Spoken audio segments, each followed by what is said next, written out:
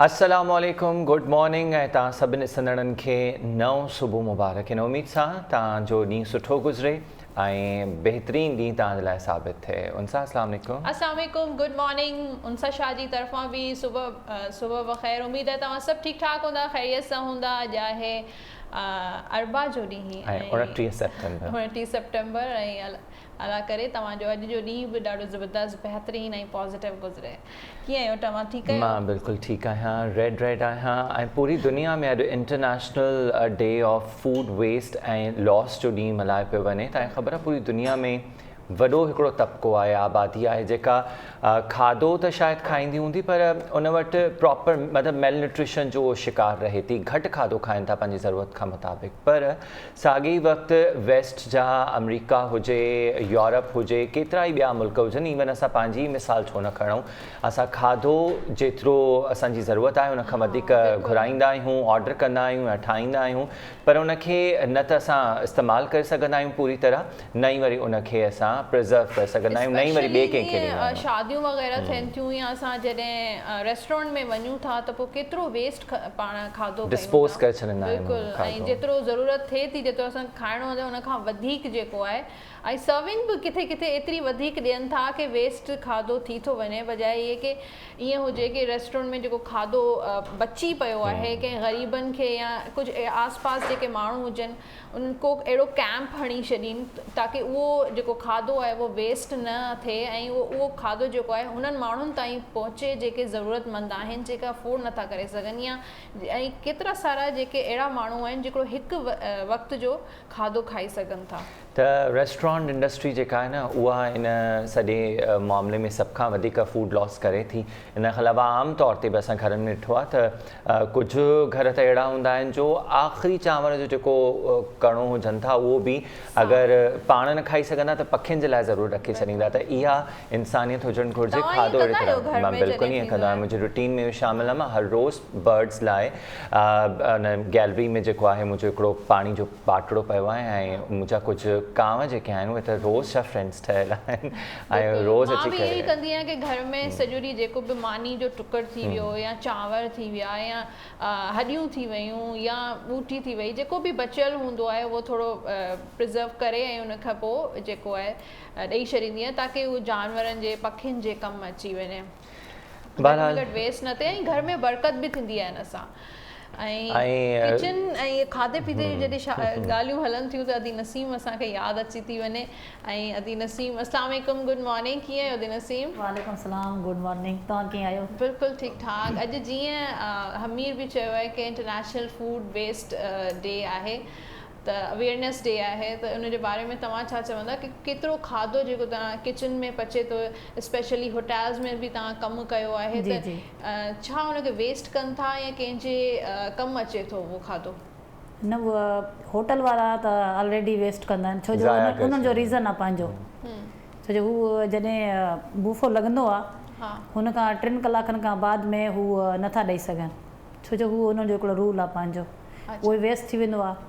हुन खां अलावा वेस्ट किथे छा था कनि उनखे? डस्टबिन में विझंदा आहियूं। अच्छा, हा, छो जो इहो ॾिसो न स्टैंडर्ड्स पंहिंजी जाइ ते, पर इहो थोरो न, हिन जो बि रीज़न हुयो। जॾहिं मां डस्टबिन में मूंखे ॾिनो त मां जवाबु ॾेई छॾियो, मां चयो मूंखे गुनाह मिलंदो, मां कोन डस्टबिन में। असांजे मज़हब में सख़्ती सां मना आहे वेस्ट ज़ाया करण जी। पोइ उन्हनि जॾहिं डस्टबिन में चई 3 ॾींहंनि खां बाद में तूं पाण बि विझंदे हिन में, छो जो ज़ाहिर इंचार्ज अची वेंदो पुछंदो त तूं काॾे कंदे, छो जो असांखे हुते हिकिड़ी एतिरी शइ बि न खाइणी हूंदी आहे। अच्छा, मतिलबु उन्हनि जो रूल आहे, पंहिंजो रूल आहे। न न न, कंहिंखे बि न, पंहिंजो स्टाफ खे बि अलाउ न हूंदो आहे। जॾहिं असां बूफो लॻाईंदासीं वापसि खणी ईंदासीं त हुनखे बि अलाउ न आहे त हू हुतां कुझु खाए। सही। किथे त कुझु आहे कि माण्हू जेके पंहिंजो खाधो जेको आहे उहो वेस्ट कनि था ऐं किथे त माण्हू बुख खाइण लाइ न आहे। कुझु दुनिया जा काफ़ी अहिड़ा मुल्क आहिनि जंहिंमें खाधो ई मतिलबु एतिरा उहो वीक आहिनि, तव्हांखे ख़बर हूंदी। एग्जैक्टली मेल न्यूट्रिशन जो पूरी इवन असां पंहिंजे थर जी ई ॻाल्हि अगरि कयूं, हालांकि उते गुरबत पंहिंजी जाइ ते उते ख़ैर ॿिया मसइला आहिनि मेल न्यूट्रिशन जे हवाले सां, उते कोई रेस्टोरेंट इंडस्ट्री त न आहे, पर तव्हां सोशल मीडिया ते बि ॾिठो हूंदो इवन अमेरिका जूं अहिड़ियूं वीडियोस साम्हूं आयूं आहिनि जिते माण्हू डस्टबिन मां खाधो जेको ज़ाया थियल आहे उहो खाईंदा आहिनि, जेके होमलेस हुजनि। वेस्ट छो कंदा आहिनि, माना उन्हनि जो बि रीज़न आहे। पोइ मां उन्हनि खां रीज़न पुछियो न, हुननि चयो त जॾहिं असां कंहिं ग़रीब हुआ मतिलबु रोज़ानो खां उते वेंदो हुयो माना खाओ, पर उन्हनि खे इहा ख़बर न हुई त खाइणो कीअं आहे। ॾिसो जॾहिं का शइ मिली वेंदी आहे न नई, त हुननि खे हू माना ईअं किरी पिया जीअं माना हिकिड़ी नई शइ में रोज़ाना उन्हनि जो कमु इहो हूंदो। जॾहिं उन्हनि ॿकरियुनि खे बि खारायो, कुझु अहिड़ा माण्हू हुया ॿकरियुनि माना अची उन्हनि जो माना पेट फुलिजी वियो या छा थियो, ॿकरियूं मरणु लॻियूं जानवर, पोइ उन्हनि ॿुधाई मूंखे पूरी हिस्ट्री।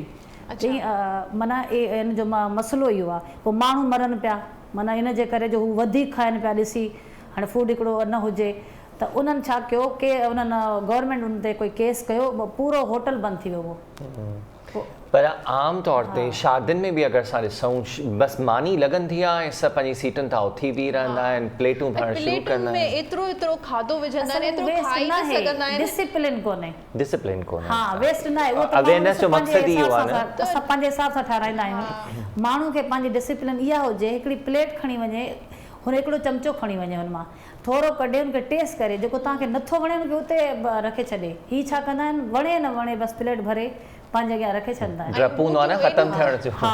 ऐं एॾियूं मूटियूं प्लेटुनि में जमा थियल हूंदियूं आहिनि, खाइनि या न खाइनि। ऐं ॿारनि जूं जेके नंढा ॿार न खाई सघंदा आहिनि, हुननि जूं प्लेटूं बि भरे भरे हुननि खे साम्हूं ॾींदा। अञा वरी हिन जो हिकिड़ो ॿियो वेस्ट करण जो हिकिड़ो आहे, माना स्टोर जेको कंदा आहिनि, होटलनि में स्टोर थींदो आहे, पंहिंजे घर में स्टोर थींदो आहे। हीअ जेके वॾा वॾा कारखाना आहिनि माना जिते असां स्टोर करे असांखे सब्ज़ी हिते पहुचंदी आहे, पोइ उन्हनि में बि असांजो जेको फूड आहे वेस्ट थींदो आहे। बिल्कुलु। अॼु तव्हां छा पिया ठाहियो अदी नसीम? अॼु असां गोभी आलू कुझु थोरो मुख़्तलिफ़ करे तव्हां ठाहियो पिया, गोभी आलू जेको हर घर में चेंज आहे, बिल्कुलु डिफरेंट रेसिपी आहे। हिन में तव्हां ॿुधायो त असांखे बि थोरो आइडिया थिए। हा ॿुधायो। पंहिंजी किचन में सभिनी ॾिसण वारनि खे अस्सलाम वालेकुम। अॼु पंहिंजी किचन में गोभी आहे, गोभी डिलीशियस ऐं टेस्टी आहे। हिनखे असां बिल्कुलु टेस्टी ऐं डिलीशियस जे तरीक़े सां ठाहींदासीं। पहिरीं गोभी खे असां कटिंग करे हुनखे थोरो सोते कंदासीं हिन में पैन में, इन जे करे जो हुनजी कचपन मतिलबु जेका स्मेल ईंदी आहे उहा बिल्कुलु ख़तमु थी वेंदी हिन में थोरो पचाइण में। हुनखां बाद में आलूनि खे कटिंग करे, पोइ बसर आहिनि, बसर, थूम, अदरक जो पेस्ट, सावा मिर्च ऐं थूम, असां हिनखे ॿिन्हिनि खे मिक्स करे ग्राइंड कंदासीं। हुनखां बाद में असांजी सीज़निंग आहे। सीज़निंग में लूणु, मिर्चूं, मसालो, ज़ीरो, साबित, हैड, इहे असांजो इहे सॼियूं इंग्रेडिएंट आहिनि। हाणे मां तव्हांखे ॿुधायां थी हिन जे ठाहिण जो तरीक़ो। पहिरीं असां ऑयल विझंदासीं। ऑयल विझण खां बाद में हिकिड़ो चम्मच ज़ीरे खां बाद में कमालपट पोइ विझी पोइ बसर विझंदासीं। बसर जॾहिं थोरो ब्राउन थी वेंदा पोइ हुन खां बाद में असां हिनखे थूम अदरक जो पेस्ट विझंदासीं। थूम अदरक जे पेस्ट में हिकिड़ो चम्मच हल्दी, हिकिड़ो चम्मच लूण जो, हिकिड़ो चम्मच मिर्चूं ऐं हिकिड़ो चम्मच मसालो, इहे विझी पोइ असां हिनखे भुनींदासीं। पोइ आलू विझंदासीं। आलू विझी पोइ जीअं ॾिस आलू ॻरी वञे पोइ टमाटर प्यूरी ठाहियो या टमाटा पंहिंजे मर्ज़ी सां जीअं कटिंग करियो उहो कयो हुन में विझंदासीं। पोइ हुनखां बाद में जॾहिं हुनजो थोरो पाणी सुकी वेंदो, जेका असांजी गोभी शैलो फ्राई थियल आहे उहा असां हुन में ऐड कंदासीं। ऐड करे पोइ हुन में सावनि दाणनि जा जेके मथां आहिनि पार्ट्स आहिनि उन्हनि खे बिल्कुलु थोरो कटिंग करे वरी हुनजे पार्ट्स खे सन्हा सन्हा कटिंग करे असां हुन में ऐड कंदासीं, जीअं हुन में गोभी में हिकिड़ी ख़ुशबू ऐं टेस्ट डेवलप थिए। त इन जो उहो ठाहे पोइ असां हिन जी गार्निश कंदा। जॾहिं असांजी बिल्कुलु ड्राई थी वेंदी गोभी, हुन में पोइ असां सावा दाणा, सावा मिर्च विझी हुनजी गार्निश कंदासीं ऐं पोइ असां खाईंदासीं। तव्हांखे गोभी वणंदी आहे? मूंखे सुठी लॻे, मूंखे सभु सब्जियूं वणंदियूं आहिनि। गोभी पहिरियां सुठी न लॻंदी, पोइ थैंक्स टू चिकन क्यूब्स पालक वणंदी आहे, आलू पालक, ऐं हिन सां गॾु इहो तव्हां जेका ग्वार ठाही हुई उहा मूंखे इलाही वणंदी आहे, तूरियूं मूंखे इलाही वणंदियूं आहिनि। इहे गोभी थोरी घटि वणंदी आहे। वाङण तव्हां ॾाढा उन ॾींहुं ज़बरदस्त ठाहिया हुआ। ख़ैर अॼु जो ॾींहुं ॾिसूं था तव्हांजा सितारा जेके आहिनि उहे छा था चवनि। अरबा जो ॾींहुं आहे ऐं 29 सेप्टेम्बर आहे। एरीज़ वारनि लाइ कार्ड आहे सभिनी खां पहिरीं। एरीज़ वारनि लाइ कार्ड आहे त वर्ल्ड जो ट्रैवल कंदा अॼु एरीज़ वारा, हुमल वारा, ऐं शादी जो कार्ड बि आहे। इलाही सारा एरीज़ वारनि जो शादी जी ॻाल्हि ॿोल बि अॻियां वधी सघे थी, रिश्ते वारा ॾिसणु अची सघनि था। हुन सां गॾु जंहिंजा सेपरेशन थी आहे या डिवोर्स थी आहे या कुझु अहिड़ो मामिलो आहे त की तव्हां पंहिंजे घरवारे सां या घरवारी सां अलहदगी में आहियो त तव्हांजो पैचअप थी सघे थो। टॉरस वारनि लाइ कार्ड आहे 7 ऑफ सोर्ड्स जो, ऐं तव्हां पंहिंजूं जेके बि दिलि जूं ॻाल्हियूं आहिनि पंहिंजे हद ताईं रखंदा कयो, सभिनी सां शेयर न कंदा कयो। जेके बि पर्सनल ॻाल्हियूं आहिनि, चाहे उहे कारोबार सां रिलेटेड हुजनि, तव्हांजी फैमिली सां रिलेटेड हुजनि, तव्हांजूं पर्सनल ॻाल्हियूं हुजनि, हर कंहिंसां पंहिंजूं ॻाल्हियूं न शेयर कंदा कयो। टॉरस खां पोइ आहे जेमिनाई जोज़ा वारनि लाइ कार्ड आहे द एम्परर जो, ऐं काफ़ी सारा जेमिनाइनि खे का अथॉरिटी मिलंदी, थी सघे थो का तव्हांखे प्रमोशन मिली सघे थी सघे थो तव्हांजो बॉस जेको आहे उहो ऑफ ते हलियो वञे ऐं तव्हांखे जो कमु करिणो पइजी वञे। थी सघे थो तव्हांखे का इनहेरिटेंस बि मिली सघे थी, को प्रॉपर्टी मिली सघे थी, का जाइदाद, ईअं बि थी सघे थो। जेमिनाई खां पोइ आहे कैंसर। नाइट ऑफ वॉन्ड्स जो कार्ड आहे कैंसर वारनि लाइ, ऐं कैंसर वारा अॼु ट्रैवल करे सघनि था। ऑफ टू द रेसिस जो कार्ड बि आहे। तव्हांखे कावड़ अॼु वधीक अची सघे थी। जीअं त मां हमेशह टिप ॾींदी आहियां, जंहिंखे कावड़ जो मसइलो हूंदो आहे उहो जेको आहे ब्लू कलर जो इस्तेमालु, यानी कि आसमानी कलर जेको हूंदो आहे उनजो इस्तेमालु करे सघे थो। चाहे उहो कपिड़ा बि पाए सघे थो या को डोरी या को धागो बि पंहिंजे रिस्ट में ॿधी सघे थो। कैंसर खां पोइ आहे लियो। 2 ऑफ कप्स जो कार्ड है। अॼु लियो वारनि लाइ रोमांटिक ॾींहुं रहंदो। हार्मनी एंड पार्टनरशिप, रिलेशन, जंहिंसां बि तव्हांजो रिलेशनशिप आहे, जेको बि तव्हांजो पार्टनर आहे हुन सां गॾु तव्हांजी ॾाढी सुठी केमिस्ट्री रहंदी, अंडरस्टैंडिंग रहंदी। थी सघे थो तव्हां किथे हुन सां गॾु सफ़र ते हलिया वञो, कंहिं इवेंट ते वञो, शादी जी तकरीब में बि शिरकत करे सघो था, डिनर शिनर बि करे सघो था। बिल्कुलु। लियो खां पोइ आहे वर्गो। 9 ऑफ सोर्ड्स जो कार्ड आहे। अॼु थोरो स्ट्रेसफुल ॾींहुं रहंदो वर्गो वारनि लाइ। बिज़ी रहंदा अॼु जे ॾींहुं, ऐं उन सां गॾु तव्हांखे थकावट बि महसूसु थी सघे थी।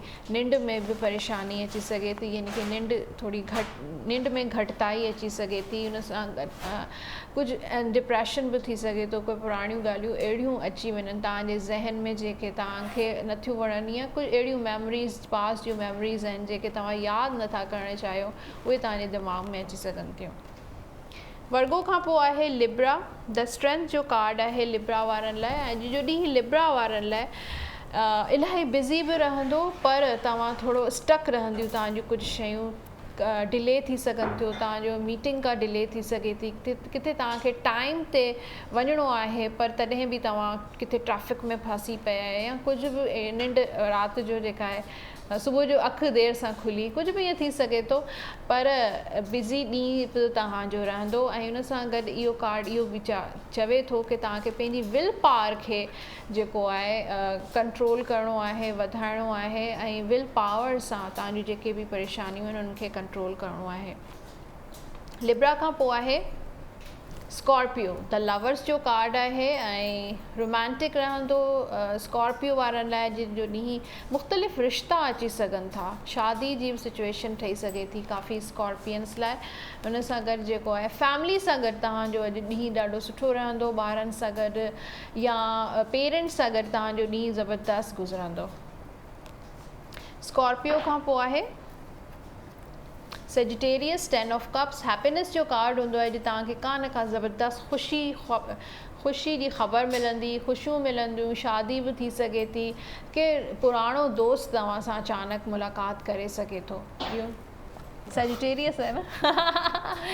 शादी त कोन्हे तव्हांखे एक्सपेक्टेशंस त न आहिनि शादी हाँ ठीक है रोमांटिक ॾींहुं बि तव्हांजो रहंदो को दोस्त तव्हांखे गिफ्ट बि पेश करे थी सघे थो तव्हां कंहिंखे शॉपिंग कराइण लाइ वठी वञो तव्हां मूंखे ज़रूरु वठी वञिजो शॉपिंग ते अगरि वञो था कैप्रिकॉर्न वारनि लाइ 5 ऑफ पेंटिकल्स जो कार्ड आहे जदी वारनि लाइ लॉस थी सघे थो तव्हांखे को चोरी थी सघे थी तव्हांजे घर में को डॉक्यूमेंट ऑफिस जो या का अहिड़ी शइ जेका तव्हांजे लाइ इलाही क़ीमती आहे उहा तव्हांजी हेठि मथे थी सघे थी ग़ाइबु थी सघे थी चोरी थी सघे थी या फाइनेंशियल लॉस बि थी सघे थो तव्हांखे इलाही केयर करणु घुरिजे एक्वेरियस वारनि लाइ कार्ड आहे 6 ऑफ कप्स जो ब्लास्ट फ्रॉम द पास्ट को पुराणियूं मेमोरीज़ तव्हांखे यादि अची सघनि थियूं को पुराणो दोस्त को रिश्तो अहिड़ो आहे जेको हाणे न आहे उहो तव्हांखे ज़हन में वरी रिकॉल थी सघे थो उनखे यादि करे सघो था पुराणियुनि ॻाल्हियुनि में जेके पुराणियूं ॻाल्हियूं हूंदियूं आहिनि थी सघे थो फैमिली सां रिलेटेड बि पुराणियूं ॻाल्हियूं हूंदियूं आहिनि जेके पास्ट में हूंदियूं आहिनि उहे तव्हांखे ज़हन में वरी वापसि अची सघनि थियूं पाइसिस वारनि लाइ कार्ड आहे द जजमेंट जो कार्ड आहे पाइसिस वारा ट्रैवल बि करे सघनि था उन जे अलावा न्यू बिगिनिंग जो बि कार्ड हूंदो आहे कि तव्हां जो ॾींहुं ॾाढो सुठो बि गुज़रंदो पर तव्हां को नयो प्लान को नयो बिज़नेस जो अगरि प्लान कयो आहे त अॼु जो ॾींहुं तव्हां लाइ बहितरीनु रहंदो को नयो बिज़नेस स्टार्ट करे सघो था न्यू जॉब थी सघे थी प्रमोशन बि थी सघे थी सैलरी बि तव्हांजी इंक्रीज़ थी सघे थी त इहे हुआ कार्ड्स इहे हुआ सितारा तव्हांजा अॼु जा अरबा जे ॾींहं जा उमेद आहे तव्हांजो अॼु जो ॾींहुं ज़बरदस्त गुज़रे जीअं कार्ड्स बि चवनि पिया अगरि ॾींहुं न बि सुठो गुज़रे त तव्हां थोरो घणो ॾींहं जी शुरूआति में सदको बि ॾेई सघो था छो त चवनि था सदको जेको आहे हर मुसीबत जो हल आहे हर मुसीबत खे टारे सघे थो बिल्कुलु सदको रेगुलरली ॾींदा कयो थरल का ॾाढो ख़ूबसूरत आहे टूरिज़म जो इंटरनेशनल ॾींहुं गुज़रियो आहे हिकु कॉम्पिटिशन थियो आहे पंहिंजी स्मार्टफोन्स ज़रिए जंहिंमें थर जो हिकिड़ो मक़ामी स्टूडेंट आहे आबिद नवाज़ ऐं उनजी हिकिड़ी मोर जी वरितल जेका तस्वीर आहे न उहा हिन कॉम्पिटिशन में शामिलु थी आहे त कुदरती नज़ारनि सां तव्हां पंहिंजे हिन फ़ोन जो बहितरीनु इस्तेमालु करे सघो था ऐं यादूं जेके आहिनि उन्हनि कुदरती नज़ारनि खे तव्हां पंहिंजे हिन फ़ोन ज़रिए महफ़ूज़ बि करे सघो था तव्हांखे ख़बर आहे उन सां डॉलर खे हिकु दफ़ो ॿीहर पर लॻी विया आहिनि डॉलर बज़ाहिर त 172 हमेशह पर लॻियल ई हूंदा आहिनि त 172 172 ते पहुची वियो आहे अगेंस्ट पाकिस्तानी रुपी अहिड़ी तरह ॿियूं करंसीज़ बि जेके आहिनि उहे मथे वञनि पियूं पर एक्सपेक्ट कयो पियो वञे त इहो सिलसिलो शायदि रुकजंदो न ऐं थी थो सघे शायदि 200 रुपए ते ई वञी करे यानी कि असां जेको आहे ट्रैवल करण लाइ या उते वञी शॉपिंग नथा करे सघूं ऐं लता मंगेशकर उन्हनि जी आवाज़ खे केरु पसंदि नाहे कंदो काफ़ी सालनि खां पोइ उन्हनि पंहिंजो हिकिड़ो नओं गानो रिलीज़ कयो आहे जेको ॿुधायो पियो वञे त कंपोज़ ऐं तयारु तमामु पहिरियां थी चुको हुयो 20 इयर्स खां पोइ इहो गानो लता मंगेशकर फाइनली राज़ी थी वई आहे त हाणे जेको आहे उहो रिलीज़ कयो वञे ठीक नहीं लगता कुझु हिन जा ई बोल आहिनि बहरहाल आई थिंक यूट्यूब ते अवेलेबल हूंदो असां वटि गेस्ट आहे ऐं गेस्ट जेका आहे बज़ाहिर त उहा ई डिग्री कई आहे उन जेका पाकिस्तान में घणा ई कारे कोट वारा कंदा आहिनि पर हिकिड़ी छोकिरी जॾहिं पंहिंजे वालिद जो ख़्वाबु पूरो करे थी या हिकिड़ी सुठी डिग्री हासिलु करे थी त वालिद जो बि सर ख़ुशीअ सां बुलंद थी वेंदो फ़ख़्रु महसूसु कंदो असां सां गॾु रुमैसा सरोही आहे अस्सलाम वालेकुम रुमैसा वेलकम पंहिंजी मॉर्निंग में कीअं आहियो वालेकुम सलाम thank U for the inviting कीअं लॻंदो आहे तव्हांखे लॉयर बणिजी पंहिंजो शौक़ु हुयो या तव्हां सोचो त मां इहा डिग्री करे ऐं यूनिवर्सिटी ऑफ लंडन जी जॾहिं वटि मां डिग्री हूंदी हूअं त घणनि वटि ई आहे पर तव्हांजा फादर बि जेके आहिनि थोरा चौड़ा थी वेंदा सुठो लॻे थो ऐं मतिलबु जॾहिं तव्हांजा गोल्स पूरा थियनि था त उन शइ जी ख़ुशी पंहिंजी हूंदी आहे चाहे उहा कुझु बि हुजे उहा तव्हांजी डिग्री सां रिलेटेड हुजे या ज़िंदगी में को बि इंसानु ख़्वाबु ॾिसे बिल्कुलु वालिद साहब मुंहिंजा इलाही ख़ुशि आहिनि हिन सां ऐं रही ॻाल्हि हिन जी त हीउ कंहिंजो ख़्वाबु हुयो त इहो फ़क़ति सिर्फ़ु मुंहिंजो ख़्वाबु हुयो ऐं वालिद साहब या मुंहिंजे वालिदैन या फैमिली कॾहिं बि मूंखे कंहिं बि शइ ते हामी नाहे कयो त उनजी तरफ़ां मूंखे हीअ शइ करणु घुरिजे या न करणु घुरिजे त मूंखे पूरी आज़ादी हमेशह ॾिनी अथनि हाणे बि ॾिनल अथनि त इहो मुंहिंजो पंहिंजो सोल डिसीजन हुयो सपोर्ट घर वारनि त सपोर्ट कई हूंदी बिल्कुलु ॾिसो फैमिली सपोर्ट त बैकबोन हूंदी आहे कंहिं बि ख़्वाब जी शादी खां पहिरीं या त फादर सपोर्ट भाउ जी सपोर्ट बिल्कुलु बिल्कुलु छो जो ॾिसो पाण जंहिं निज़ाम में रहूं था पाण हिकिड़ी पेट्रियार्कल सोसाइटी में मेल डोमिनेंस मर्दाणे समाज में रहूं था जिथे खोड़ सारा माण्हू मेल डोमिनेंस जो शिकार आहिनि औरतुनि खे एतिरो एक्सपोजर न आहे त उन में वुमेन एम्पावरमेंट में औरत जी बहितरी में फैमिली सपोर्ट हिकु घणे भाङे हिकु सुठो रोल प्ले करे थी तव्हां पहिरीं सोचियो कि मूंखे लॉ में ई डिग्री करणी आहे या ॿियो कुझु बि इंट्रस्ट हो तव्हांजो? न, आई थिंक मां काफ़ी प्लान्ड हली आहियां पंहिंजी ज़िंदगी में लकीली। त मूंखे शुरू खां ई ख़बर हुयो त नेक्स्ट 5 इयर्स में छा करिणो आहे, ईंदड़ 2-3 सालनि में छा ई करिणो। त इन हिसाब सां इहो हिकिड़ो काफ़ी सालनि खां ई स्कूल कॉलेज डेज़ खां ई समवेयर 95% कि मूंखे लॉ जी बिल्कुलु बिल्कुलु हा। त लॉयर्स जेके यूजुअली हूंदा आहिनि कम्युनिकेशन स्किल्स उन्हनि जूं ॾाढियूं सुठियूं हूंदियूं आहिनि। त तव्हांजो हो ईअं तव्हां डिबेट कॉम्पिटिशन स्पीच कॉम्पिटिशन में तव्हां पार्टिसिपेट कंदा हुआ? जी बिल्कुलु, तव्हां चई सघो था कि कम्युनिकेशन स्किल्स जेके आहिनि उहे हिन शोबे जे लाइ वन ऑफ द फैक्टर्स ज़रूरु आहिनि, but not the only factor. बाक़ी रही ॻाल्हि मुंहिंजी त बिल्कुलु, मां पंहिंजे स्कूल कॉलेजिस में काफ़ी एक्टिव रही आहियां इन्हनि सभिनि शयुनि में, डिबेट्स में ऐं डिफरेंट कॉम्पिटिशन्स में, ऐं जेके बि स्पीच कॉम्पिटिशन्स ऐं अहिड़ी तरह जूं जेके तकरीब थींदियूं रहियूं आहिनि त उन में मां स्कूल टाइम खां ई एक्टिव रही हुयमि। पर उनमें सां हाणे कहिड़ा केस वठंदव तव्हां? कॉर्पोरेट सेक्टर में आहियो या घरेलू जेके फसाद थियनि था उहे तव्हांखे केसिस विढ़णा आहिनि? ॾिसो, एक्सपेक्ट कयो वञिबो आहे त हिकु औरत जॾहिं वकालत में अचे थी त हू या त तव्हांजी शादी तोड़ाईंदी, तलाक कराईंदी, या त तव्हांजे घर जा जेके डोमेस्टिक वायलेंस डोमेस्टिक अब्यूज़ जा जेके केसिस आहिनि, घरेलू तशदुद जेके थियनि था औरतुनि ते, ॿारनि ते या डिफरेंट माण्हुनि ते, त उन्हनि जे लाइ एक्सपेक्ट फैमिली केसिस वग़ैरह एक्सपेक्ट कया वञिबा आहिनि। मुंहिंजो फोकस जेको आहे बेसिकली इमिग्रेशन लॉस ते आहे, which is more of N administrative side of law. उहो जी अनफॉर्चुनेटली पाकिस्तान में एतिरी अवेयरनेस न आहे, या तव्हां इहो चई सघो त इलाही माण्हू इन ॻाल्हि खां वाक़िफ़ ई न आहिनि त इहा बि हिकु शइ, हिकु करियर, हिकिड़ो स्कोप आहे। काफ़ी घटि आहिनि। जी बिल्कुलु, ईअं तव्हां चई सघो। ॿाहिरि इंटरनेशनली तव्हांखे बैरूनी मुल्क काफ़ी कॉमन नज़र ईंदी आहे। त छा इहो किथे न किथे अहिड़ी केसिस ह्यूमन ट्रैफिकिंग या जेके एम्प्लॉइज़ अब्यूज़ थियनि था उन्हनि सां बि रिलेटेड हुजे थो? बेसिकली तव्हां इहो चई सघो था त जिथे अगरि फॉर एग्ज़ाम्पल जीअं तव्हांजो अपील केसिस थियनि थियूं या वीज़ा केसिस जेके तव्हांखे लुक आफ्टर करणा पवनि था, उन खां अलावा इहो आहे त डेफिनेटली माण्हू पंहिंजे फैमिली इमिग्रेशन चाहिनि था, पंहिंजी प्रोसेस आहे बेसिकली प्रोसीजरल जेके शयूं आहिनि, एडमिनिस्ट्रेटिव जेके शयूं आहिनि। हाँ एग्जैक्टली। पोइ उनखे उन में कॉम्प्लिकेशंस बि आहिनि, चैलेंजिस बि आहिनि, अॻिते उन्हनि में डिफरेंट अपील्स बि हूंदियूं आहिनि, स्पेशली ॿाहिरि पाण वटि त एतिरो कान्हे बिकॉज अनफॉर्चुनेटली पाण डेवलपिंग कंट्री आहियूं। डेवलप्ड कंट्री में इहा शइ ॾाढी कॉमन आहे। त इहे सभु जेके प्रोसीजर्स एंड एक्टिविटीज़ आहिनि इन में बेसिकली फैसिलिटी। डिग्री तव्हांजी हिन साल थी आहे? बिल्कुलु बिल्कुलु, मुंहिंजी डिग्री हिन साल। ऐं जस्ट फॉर एन आइडिया, अगरि कोई हिकिड़ी एवरेज पाकिस्तानी फैमिली या सिंध मां कोई आहे, कहिड़ो मुल्क सभ खां वधीक आसान हूंदो उन्हनि जे लाइ इमिग्रेट करण? ॾिसो, इन जे लाइ मां इहो सजेस्ट कंदमि त हिकु त इहो बेटर जेको स्टूडेंट काउंसलिंग ते कमु करे थो, या उहो माण्हू या उहो डिपार्टमेंट जेको, उहो इदारो जेको स्टूडेंट काउंसलिंग ते फोकस्ड आहे, उहो I think they are in a better position to guide than मी।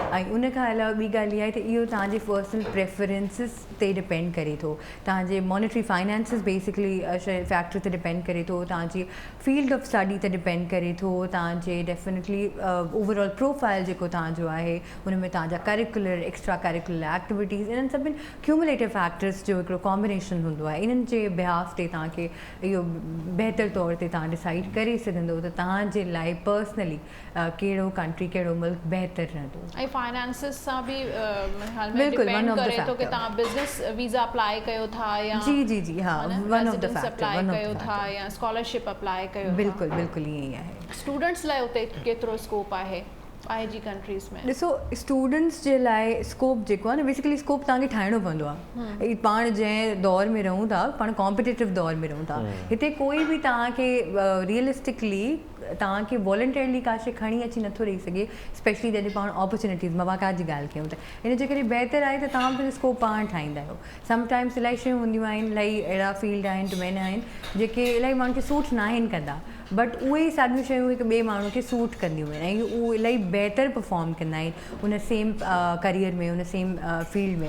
त अहिड़ी रीति उहो तव्हांजे पंहिंजे पाण ते डिपेंड, ईद तव्हां पाकिस्तान में आहियो, तव्हां ॿाहिरि आहियो, तव्हांखे अपॉर्चुनिटीज़ स्कोप पाण ॻोल्हणो आहे, पंहिंजी जॻह पाण ठाहिणी आहे। जॾहिं तव्हां डिग्री वरिती हुई त सिंध मां ॿियूं बि केतिरियूं छोकिरियूं हुयूं जेके तव्हां सां गॾु अपेयर थियूं? ॾिसो, ख़ुशी जी ॻाल्हि इहा आहे त मां इहो फ़ख्र सां चई सघां थी त मां खोड़ सारी छोकिरियुनि सां, सिंधियुनि छोकिरियुनि सां गॾु ग्रेजुएट थी आहियां, या उन्हनि खां पहिरीं या उन्हनि खां बाद में, छो जो मूं जनरली हिन डिग्री में खोड़ सारी छोकिरियूं ॾिठियूं ऐं उन खां ऑन टॉप जेके ख़ुशी जी ॻाल्हियूं सिंधी छोकिरियूं ॾिठियूं त पंहिंजियूं सिंध जूं ऐं न सिर्फ़ु के पर्टिकुलर पार्ट सिंध जा मूं खोड़ सारे डिफरेंट पार्ट मूं सखर जी छोकिरियूं ॾिठियूं मूं लाड़काणे जी छोकिरियूं ॾिठियूं मूं खैरपुर जी छोकिरियूं ॾिठियूं मूं इवन की मूं थर पार्क जूं मिठी जूं मूं ठट्टा जूं छोकिरियूं ॾिठियूं त मूं सिंध जा हर पासे मां माण्हू ॾिठा ऐं छोकिरियूं ॾिठियूं ऑन टॉप त इहो मां फ़ख़्र सां चई सघां थी त मुंहिंजे लाइ कोई मतिलबु इहो तव्हां सम्झो त का ॾुखी ॻाल्हि कान हुई त को अहिड़ो कॉम्पिटिटिव सिंधी छोकिरी ॻोल्हण इन डिग्री जी जेको पूरो मुंहिंजो सफ़र रहियो आहे खोड़ सारियूं मूंखे त नवाण छा आहे हिन में अगरि तव्हां यूनिवर्सिटी ऑफ लंडन खां या एक्रेडिटेड तव्हांजी डिग्री आहे त कोर्स उहो ई पढ़ो था जेको सिंध में या पाकिस्तान में वकालत जो कोर्स पढ़ायो वेंदो आहे या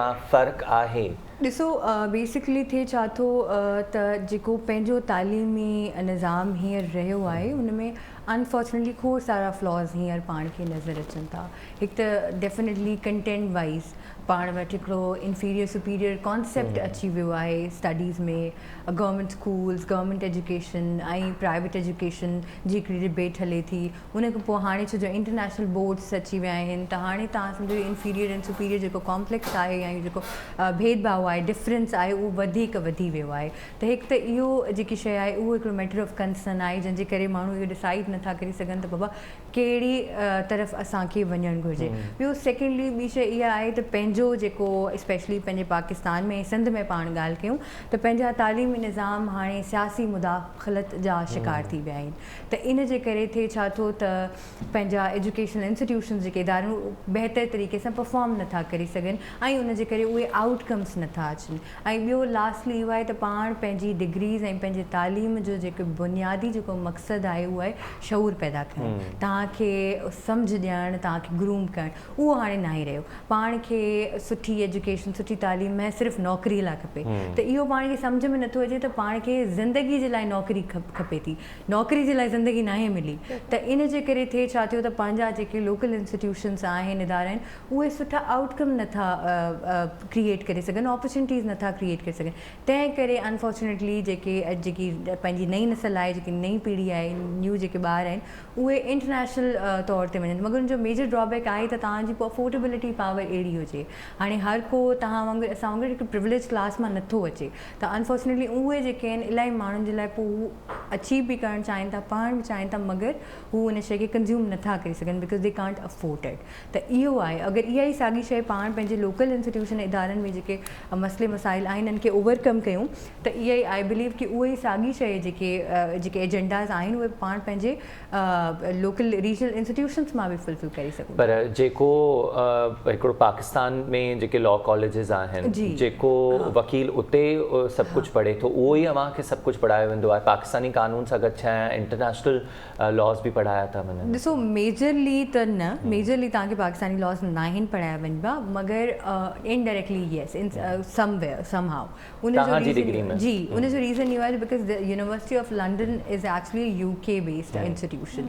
त इन जे करे बेसिकली हू तव्हांखे इंग्लैंड जो बर्तानिया जो लॉ पढ़ाइनि था, मगर छो जो English law is very similar to Pakistani law because obviously असांजो पंहिंजो बि जेको कॉन्स्टिट्यूशन ऐं जेके लॉज रेगुलेशन्स आहिनि उहे इंग्लिश लॉ मां आया आहिनि, इंग्लिश लीगल सिस्टम मां आहिनि। इन जे करे काफ़ी शयूं आहिनि जेके घणे भाॻे ओवरलैप कनि थियूं। ऐं ॿी ॻाल्हि इहा आहे त ॾिसो कुझु फील्ड्स अहिड़ियूं हूंदियूं आहिनि जेके तव्हांखे प्रैक्टिस सां सेखारींदियूं आहिनि। मैं सिर्फ़ु किताबनि ऐं कंटेंट ऐं निसाब मां तव्हां नथा सिखी सघो। जीअं तव्हां हिकिड़ो डॉक्टर जेको आहे सिर्फ़ु किताबनि मां पढ़ी नथो थी सघे जेसिताईं हू पाण प्रैक्टिकली प्रैक्टिस नथो करे। अहिड़ी रीति हिकु वकील या हिकु वकालत जी फील्ड बि ईअं ई आहे। जेसिताईं तव्हां प्रैक्टिस नथा कयो, नो मैटर तव्हां किथां बि कंहिं बि इदारे मां दुनिया जी कंहिं बि कुंड मां पढ़ी आयो, जेसिताईं तव्हां प्रैक्टिकली पंहिंजो प्रैक्टिस नथा कयो, एक्सपीरियंस नथा कयो। सही पंहिंजो 40% जेका उहा एजुकेशन हूंदी आहे, 60% तव्हांजो प्रैक्टिकल वर्क हूंदो आहे जेको तव्हांखे। Exactly I completely second. अच्छा, जेके छोकिरियूं लंडन ऑफ यूनिवर्सिटी मां ग्रेजुएशन करणु चाहिनि थियूं त उन्हनि कीअं करे सघनि, छा प्रोसीजर आहे कि कीअं अप्लाई कनि? ॾिसो हाणे बेसिकली इंटरनेशनल इहे साॻियो ई program different affiliated law schools offer कनि था। 3-4 इदारा तव्हांखे कराची जे ई अंदरि मिली वेंदा। उन खां अलावा तव्हांखे लाहौर, इस्लामाबाद ऐं मेट्रोपॉलिटन जेके सिटीज़ आहिनि पाकिस्तान जा उते तव्हांखे ईज़िली मिली वेंदा लॉ स्कूल्स जेके इहे यूनिवर्सिटी ऑफ लंडन जी एफिलिएशन रखनि था ऐं इहो सेम प्रोग्राम तव्हांखे बेसिकली ऑफर कनि था, त हू ईज़िली त उन्हनि जा कैंपसिस आहिनि बिल्कुलु डिफरेंट कैंपसिस आहिनि डिफरेंट लोकेशन्स ते, उते तव्हां ऑनलाइन उन्हनि खे डेफिनेटली गेट बैक करे सघो था, फिज़िकली तव्हां उन्हनि जे इंस्टीट्यूशन्स खे उनजे डिपार्टमेंट्स के विज़िट करे इंफॉर्मेशन वठी सघो था। मोर और लेस अॼुकल्ह त ॾिसो टेक्नोलॉजी जो जदीद दौर आहे, हर शइ तव्हांजी जस्ट बटन अवे, त तव्हां पंहिंजे लैपटॉप ते पंहिंजे मोबाइल फ़ोन्स ते ईज़िली तव्हां वेबसाइट्स ते ऐं ऑनलाइन पोर्टल्स ते तव्हांखे हर तरह Pakistani law colleges private sector जा उहे एक्रेडिटेशन रखनि था यूनिवर्सिटी ऑफ लंडन न, कुझु लॉ स्कूल्स जेके इहो इंटरनेशनल प्रोग्राम में ई फोकस्ड आहिनि ऐं उहे रखनि था।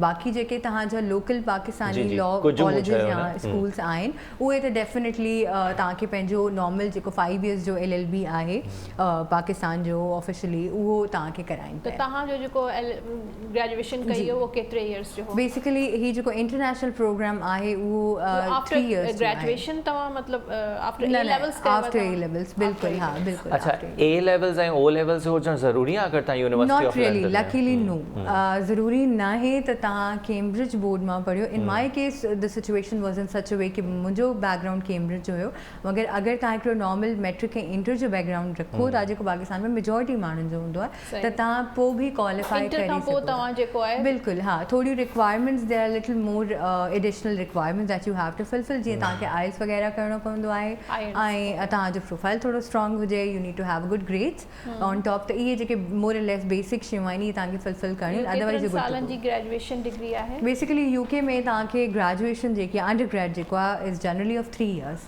त सिमिलरली ही प्रोग्राम बि तव्हांजो 3 years जो आहे। ऐं हाणे छा प्लान्स आहिनि? इहो LLB खां पोइ को LLM करिणो पवंदो उन जे लाइ U have plans to go to UK? Basically, this is completely again entirely your personal choice. तव्हां LLM करणु चाहियो था, you can go for that. तव्हां ॿाहिरि करणु चाहियो था, even you can do that. ऐं इवन कि हाणे त इलाही नौजवाननि जे लाइ हिकिड़ी ॿी सहूलियत इहा थी वई आहे कुझु 2-3 सालनि खां कुझु सालनि खां, त अगरि तव्हां ॿाहिरि बि करणु चाहियो था, if you want to be a barrister in other words, त तव्हां you can prepare yourself here and give your final exams there and then you're good to go. तव्हांजा एग्ज़ाम्स कीअं थिया? ऑनलाइन थिया ऐं उहे UK मां कंडक्ट कया विया या हितां जे ई उन UK एक्रेडिटेड कॉलेज उहो जेके आहिनि एग्जीक्यूट कया? बेसिकली पाकिस्तान में हिकिड़ी बॉडी आहे दैट इज़ ब्रिटिश काउंसिल, सो जेके इंटरनेशनल जेके बि एग्ज़ाम्स ऐं जेके बि अहिड़ी तरह जी रिक्वायरमेंट्स हूंदियूं आहिनि उहे कंडक्ट कंदा आहिनि। त सॉरी त ही जेको यूनिवर्सिटी ऑफ लंडन जो बि जेके एग्ज़ामिनेशन आहे उहो ब्रिटिश काउंसिल ई कंडक्ट कंदो आहे, मगर छो जो कोविड अची वियो त इन न्यू नॉर्म जे करे जेको online in the middle of the degree I also have to go through this, त मूं बि ऑनलाइन इहो एक्सपीरियंस कयो ऐं ऑनलाइन एग्ज़ाम्स बि थिया ऐं जेके बि चेंजिस थिया उहो बि थिया, so in the middle of my degree I have to face that. अॼुकल्ह काफ़ी सभई छोकिरियूं आहिनि, तव्हां चयो त रुगो मां अकेली न आहियां, केतिरा ई छोकिरा छोकिरियूं सिंध जा जेके आहिनि उहे हाणे अहिड़ी LLB जी डिग्री रखनि था जेका यूनिवर्सिटी ऑफ लंडन सां एफिलिएटेड आहे। केतिरो इन जो स्कोप आहे अॻिते हली करे, केतिरो रुझान आहे जेके माण्हू ते अचनि था ऐं इन सां तव्हां छा था सम्झो त केतिरी बहितरी अची सघे थी? अगरि अपॉर्चुनिटीज़ जेके आहिनि उहे असां वटि लिमिटेड हुजनि थियूं। बिल्कुलु, ॾिसो मां अगेन वरी उहा ई ॻाल्हि घणे भाङे रिपीट कंदसि त जॾहिं बि तव्हां कंहिं फील्ड में एंटर थियो था, उहा जनरली कहिड़ी बि फील्ड आहे, तव्हांखे स्कोप न आहे ॾिसणो, ऑन टॉप तव्हांखे पंहिंजो इंट्रस्ट ॾिसणो आहे, छा तव्हांखे लॻे थो त तव्हां इन में बहितर तरीक़े सां आउटशाइन करे सघो था। अगरि तव्हांखे इहा फीलिंग अंदरां अचे पई त जी बिल्कुलु, बिकॉज़ इंसान में अलाह साईं इहा क़ुवत विझी आहे त हू सेंस करे वेंदो आहे तूं छा करे सघे थो छा नथो करे सघे, हू कहिड़ी शइ हुनजे लाइ ठही आहे कहिड़ी शइ हुनजे लाइ न ई ठही।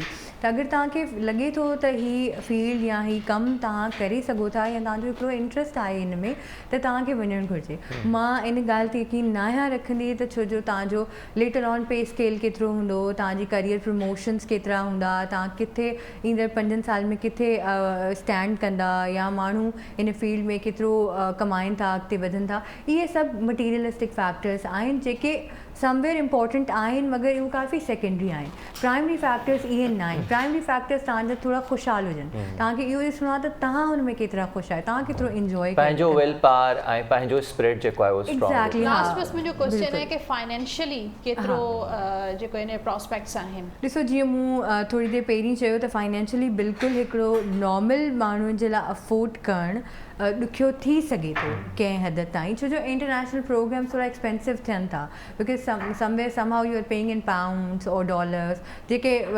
पाकिस्तानी रुपये जे अगेंस्ट काफ़ी हाई हूंदा आहिनि मोस्ट ऑफ द टाइम। ऐं स्कॉलरशिप बि ऑफर कंदा हूंदा। इंटरनेशनल स्टूडेंट्स जे लाइ जी आहिनि मगर एतिरियूं ओपनली ऐं एतिरियूं कंहिं घणी क्वांटिटी में न आहिनि अवेलेबल। तो it's once in blue moon ई हूंदो आहे त कोई तव्हां सम्झो कि 100 मां कोई 20 ॿार हूंदा 10 ॿार हूंदा जेके क्वालिफाई करे वेंदा, त एतिरियूं की ओपनली अवेलेबल न आहिनि हूंदियूं।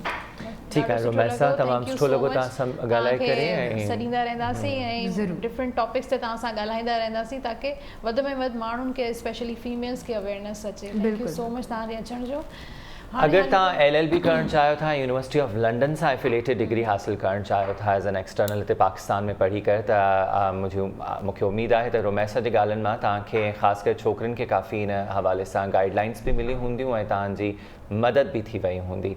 चलो वापसि अचूं था। अॼुकल्ह मौसम तब्दील भी थिए थो ऐं इन मौसम में ईअं चए त बेमौसम बरसातूं पयूं आहिनि। हिन दफ़े मॉनसून थोरो डिलेड आहे ऐं डेंगी ओचितो जेको आहे तेज़ी सां बारिश थी वेंदी आहे, हुन सां गॾु जेके कचिरो वचिरो जमा थी वेंदो आहे, हुन जी वजह सां जेको आहे मच्छर ऐं इलाही सारियूं जेके बीमारियूं ईंदियूं आहिनि ऐं उन कचिरे ते जेका मख वेहे थी उहा अगरि तव्हांजे खाधे ते पहुची वई त ॿार सभ खां पहिरियां डायरिया जो शिकार थियनि था। त ॿारनि में अॼुकल्ह डायरिया ऐं हल्को फुल्को बुखार थियणु, मौसम जी तब्दीली जे करे डेंगी ऐं मलेरिया, इन ई मामले ते ॻाल्हाईंदासीं। असां गॾु पीडियाट्रिशियन आहिनि डॉक्टर इब्राहिम यूसुफ साहब। अस्सलाम वालेकुम एंड वेलकम। कैसे हैं डॉक्टर साहब? अल्लाह का शुक्र, आप सुनाएं? बस बिल्कुल नाइस प्रोग्राम। आपके पास तो आजकल बहुत सारे जो है पेशेंट आते होंगे बरसात के बाद, जैसे स्पेशली डेंगी और मलेरिया के patients. Different category of patient आते हैं। जब बारिश होती है तो कहते हैं ना कि पानी बहुत ज़्यादा आता है, तो हमारे पास बारिश जब होती है तो पेशेंट बहुत ज़्यादा आता है। हाँ ना? हाँ। तो ज़्यादातर जो सीज़न में जो सबसे ख़तरनाक चीज़ होती है वो तो डायरिया होता है, क्योंकि हमारे सोसाइटी में, हमारे स्पेशली कराची या ऑल ओवर सिंध की बात करें तो वहाँ पे सबसे जो ख़तरनाक चीज़ है वो पानी जो है की मिलावट हो जाती है गटर के साथ। सही। और वो आपके घरों तक पहुँच जाता है। कई दफ़ा पानी भर जाता है तो आपके जो टैंक्स होती हैं, अंडरग्राउंड टैंक्स हैं, उसमें जमा हो जाता है। अगर आप इसी तरह पंजाब की तरफ जाएं तो आपने अगर देखा होगा तो वहाँ पे अंडरग्राउंड टैंक्स नहीं होती हैं, वहाँ पर डायरेक्ट ओवर ग्रेड पे पानी आता है। तो एक तो ये अंडरग्राउंड टैंक्स का निज़ाम जो है उसकी वजह से बहुत सारे इश्यूज़ ज़्यादा, और फिर सालों तक उनको साफ़ भी नहीं किया जाता। ऑफ कोर्स यार, आपको पता है कि साफ़ कराना कोई आसान काम नहीं है, उसके लिए लोग ढूंढना, फिर पॉवर्टी लेवल हमारा कैसा है कि हर आदमी उसको अफोर्ड नहीं कर सकता कि इतनी बड़ी बड़ी टैंक्स साफ़ करा ले, और टेक्स टाइम। प्लस साथ में पानी की मिकदार होती नहीं है कि पानी को निकाल दिया, उस टैंक को ख़राब करके निकाल दिया जाए और फिर जो है नया पानी डाला जाए। तो ये बहुत सारे इश्यूज़ हैं जो हमारे शहर में सबसे ज़्यादा हैं। सेकेंडली, जब डायरिया के साथ आ रहा होता है तो अनकंट्रोल्ड डायरिया ज़्यादा होता है। जब वायरल, जब ये बारिश के सीज़न में एक तो डायग्नोसिस करना मुश्किल होता है ये बैक्टीरियल है या वायरल है। मोस्टली कभी कभी ये वायरल ज़्यादा होता है जिसको ठीक करना बहुत मुश्किल होता है, उसमें आपको बहुत ज़्यादा फ्लूइड्स देने पड़ते हैं और कोई ट्रीटमेंट नहीं होती है।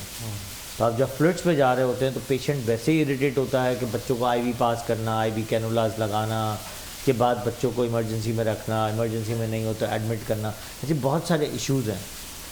अगर आप बाहर के मुल्कों में चले जाएँ, वेस्टर्न में चले जाएँ, तो आप देखें तो ये सिचुएशन कभी बारिशों के बाद नहीं होती है। अब छोटी छोटी दूसरी बीमारियां साथ साथ ऐड कर रही होती हैं। हाई ग्रेड फीवर के साथ आ गया, अब suspected high grade fever 2 days 3 days के साथ आ गया। अगर मेरे पास 6 दिन 7 दिन से भी पेशेंट आया हुआ है और वो जनरल फिजिशियंस को दिखा रहे थे, तो मोस्टली कभी कभी जनरल फिजिशियन इसको डायग्नोस प्रॉपर नहीं करते हैं और उसके बाद जो है वो टेस्ट नहीं करवाते। हमारे पास जब बच्चा आ रहा होता है तो हमें बहुत ज़्यादा एफर्ट करना पड़ता है उसको डायग्नोसिस करने के लिए कि उसको ट्रीटमेंट क्या दें, उसकी तफ्तीश क्या करें, सबसे बड़ा ये प्रॉब्लम है। सेकेंडली जो हाई ग्रेड फीवर होता है उसकी डिफरेंशियल बहुत सारी चीज़ें होती हैं। डायरिया के साथ तो आ ही रहा है, साथ में जो है हमें देखना है कि इसके साथ इसको मलेरिया तो नहीं हो गया, क्योंकि जब बहुत ज़्यादा गंद वाला पानी होता है तो वहाँ पे मच्छर डेवलप करते हैं। सही। फिर जो घर के अंदर जो पानी होता है, साफ़ पानी जो होता है, वो जो होता है उसमें जो है ज़्यादातर डेंगू का ख़तरा सबसे ज़्यादा होता है। उसी पानी में अगर डेंगू का मच्छर इस तरह का डेवलप किया हो कि उसमें पानी की मिलावट भी हो, जिसमें टाइफाइड का असरात भी हो और डेंगू भी उसमें हो, तो कई दफ़ा हमने आजकल के सीज़न में देखा है कि डेंगू और टाइफाइड साथ साथ चल रहा होता है। Dengue malaria, dengue typhoid, malaria dengue typhoid, इस तरह के केसेस बहुत सारे देखे। ऐसे में बच्चे को तिब्बी इमदाद देने के लिए, उसका पहला इलाज करने के लिए कैसे शुरुआत की जाती है? देखिए डिपेंड करता है शहर में या आप गांव में हैं या शहर के बहुत सारे ऐसे इलाके में हैं जहाँ पर ट्रीटमेंट्स अवेलेबल नहीं हैं। तो हमारा पाकिस्तान पीडियाट्रिक एसोसिएशन और वर्ल्ड हेल्थ ऑर्गेनाइजेशन की तरफ से एक प्रोटोकॉल होता है जिसको कहते हैं IMNCI, integrated module of child healthness. उसकी मैनेजमेंट हर एक को सिखाई जाती है, आया कि वो स्टाफ भी हो, आया वो GPs हो, चाहे वो छोटे डॉक्टर्स हो, चाहे वो गांव में बैठे हैं, उनको एक ट्रीटमेंट सिखाई जाती है कि एक पेशेंट हाई ग्रेड फीवर के साथ आया है या लूज मोशन के साथ आया है तो ABC का प्रोटोकॉल है कि आपको पहले ORS पिलाना है, ORS नहीं पी रहा, वॉमिटिंग कर रहा है तो NG पास करके नाक के ज़रिए आपको ORS देना, जब तक आप IV नहीं लगा सकते। कई इलाकों में आप वेनस जो है IVs पास नहीं कर सकते, वहाँ पे इतना टेक्निकल स्टाफ नहीं होता अभी तक, यानी 2021 तक हमारे गांव देहातों में एक बहुत बड़ा ड्रास्टिक फैक्टर है कि अभी तक वहाँ पे सिचुएशंस, मेडिकली सिचुएशंस बहुत पुअर है। और ज़्यादातर लोग सेल्फ मेडिकेशन पे भी पहले तो कोशिश करते हैं कि घर में ही इलाज हो जाए। बिल्कुल वो करते हैं, लेकिन घर का इलाज तुक्का कभी 5% ही लगता है, 95% तो उनको डॉक्टर्स के पास जाना पड़ता है क्योंकि वो सीवियरिटी बढ़ती रहती है। क्योंकि लोग क्या करते हैं कि पुराने पेपर्स कंसल्टेंट के जमा करके रखते हैं, अब उस वक्त कुछ सिचुएशन होती है उनको तो नहीं पता होता, वो बस उन दवाओं के हिसाब से चला रहे होते हैं, तो पता चलता है कि उसकी जगह पे ये दवाई फ़ायदा देने के बजाय नुकसान भी दे सकता है। इवन दो कि कभी चेस्ट कंजेशन में दमे की दवा दे रही होती माएँ। तो ऐसी बहुत सारी सिचुएशन है जिसमें हमें एक लोड उठाना पड़ता है। पता चलता है कि आपने ब्रोंकोडायलेटर दे दिया, उससे हार्ट रेट तेज़ हो गया, उससे बच्चा और एक परेशानी का शिकार हो गया। तो ऐसी इस तरह की बहुत सारी सिचुएशन है। अच्छा, डायरिया में अगर सिचुएशन इतनी एक्सट्रीम नहीं होती, जैसे आपने कहा कि तिब्बी इमदाद के तौर पे पहले तो उसको ORS दे दिया जाता है, एक है बिल्कुल इन्फेंट बेबी हो गया, उससे थोड़े जो बड़े हैं, क्या खुराक देनी चाहिए जब बच्चा मुसलसल डायरिया में मुब्तला हो? अच्छा, ORS के साथ पहले तो अगर 2 साल से छोटा बच्चा है कि माँ का दूध ही बेहतरीन है, अवलीन है, वही सबसे ज़्यादा न्यूट्रिशन दे रहा होता है। अगर बच्चा 6 माह से ऊपर है, 1 साल से ऊपर है, तो हमारे एक प्रोटोकॉल के हिसाब से जो डाइट है वो खिचड़ी, दही, केला है।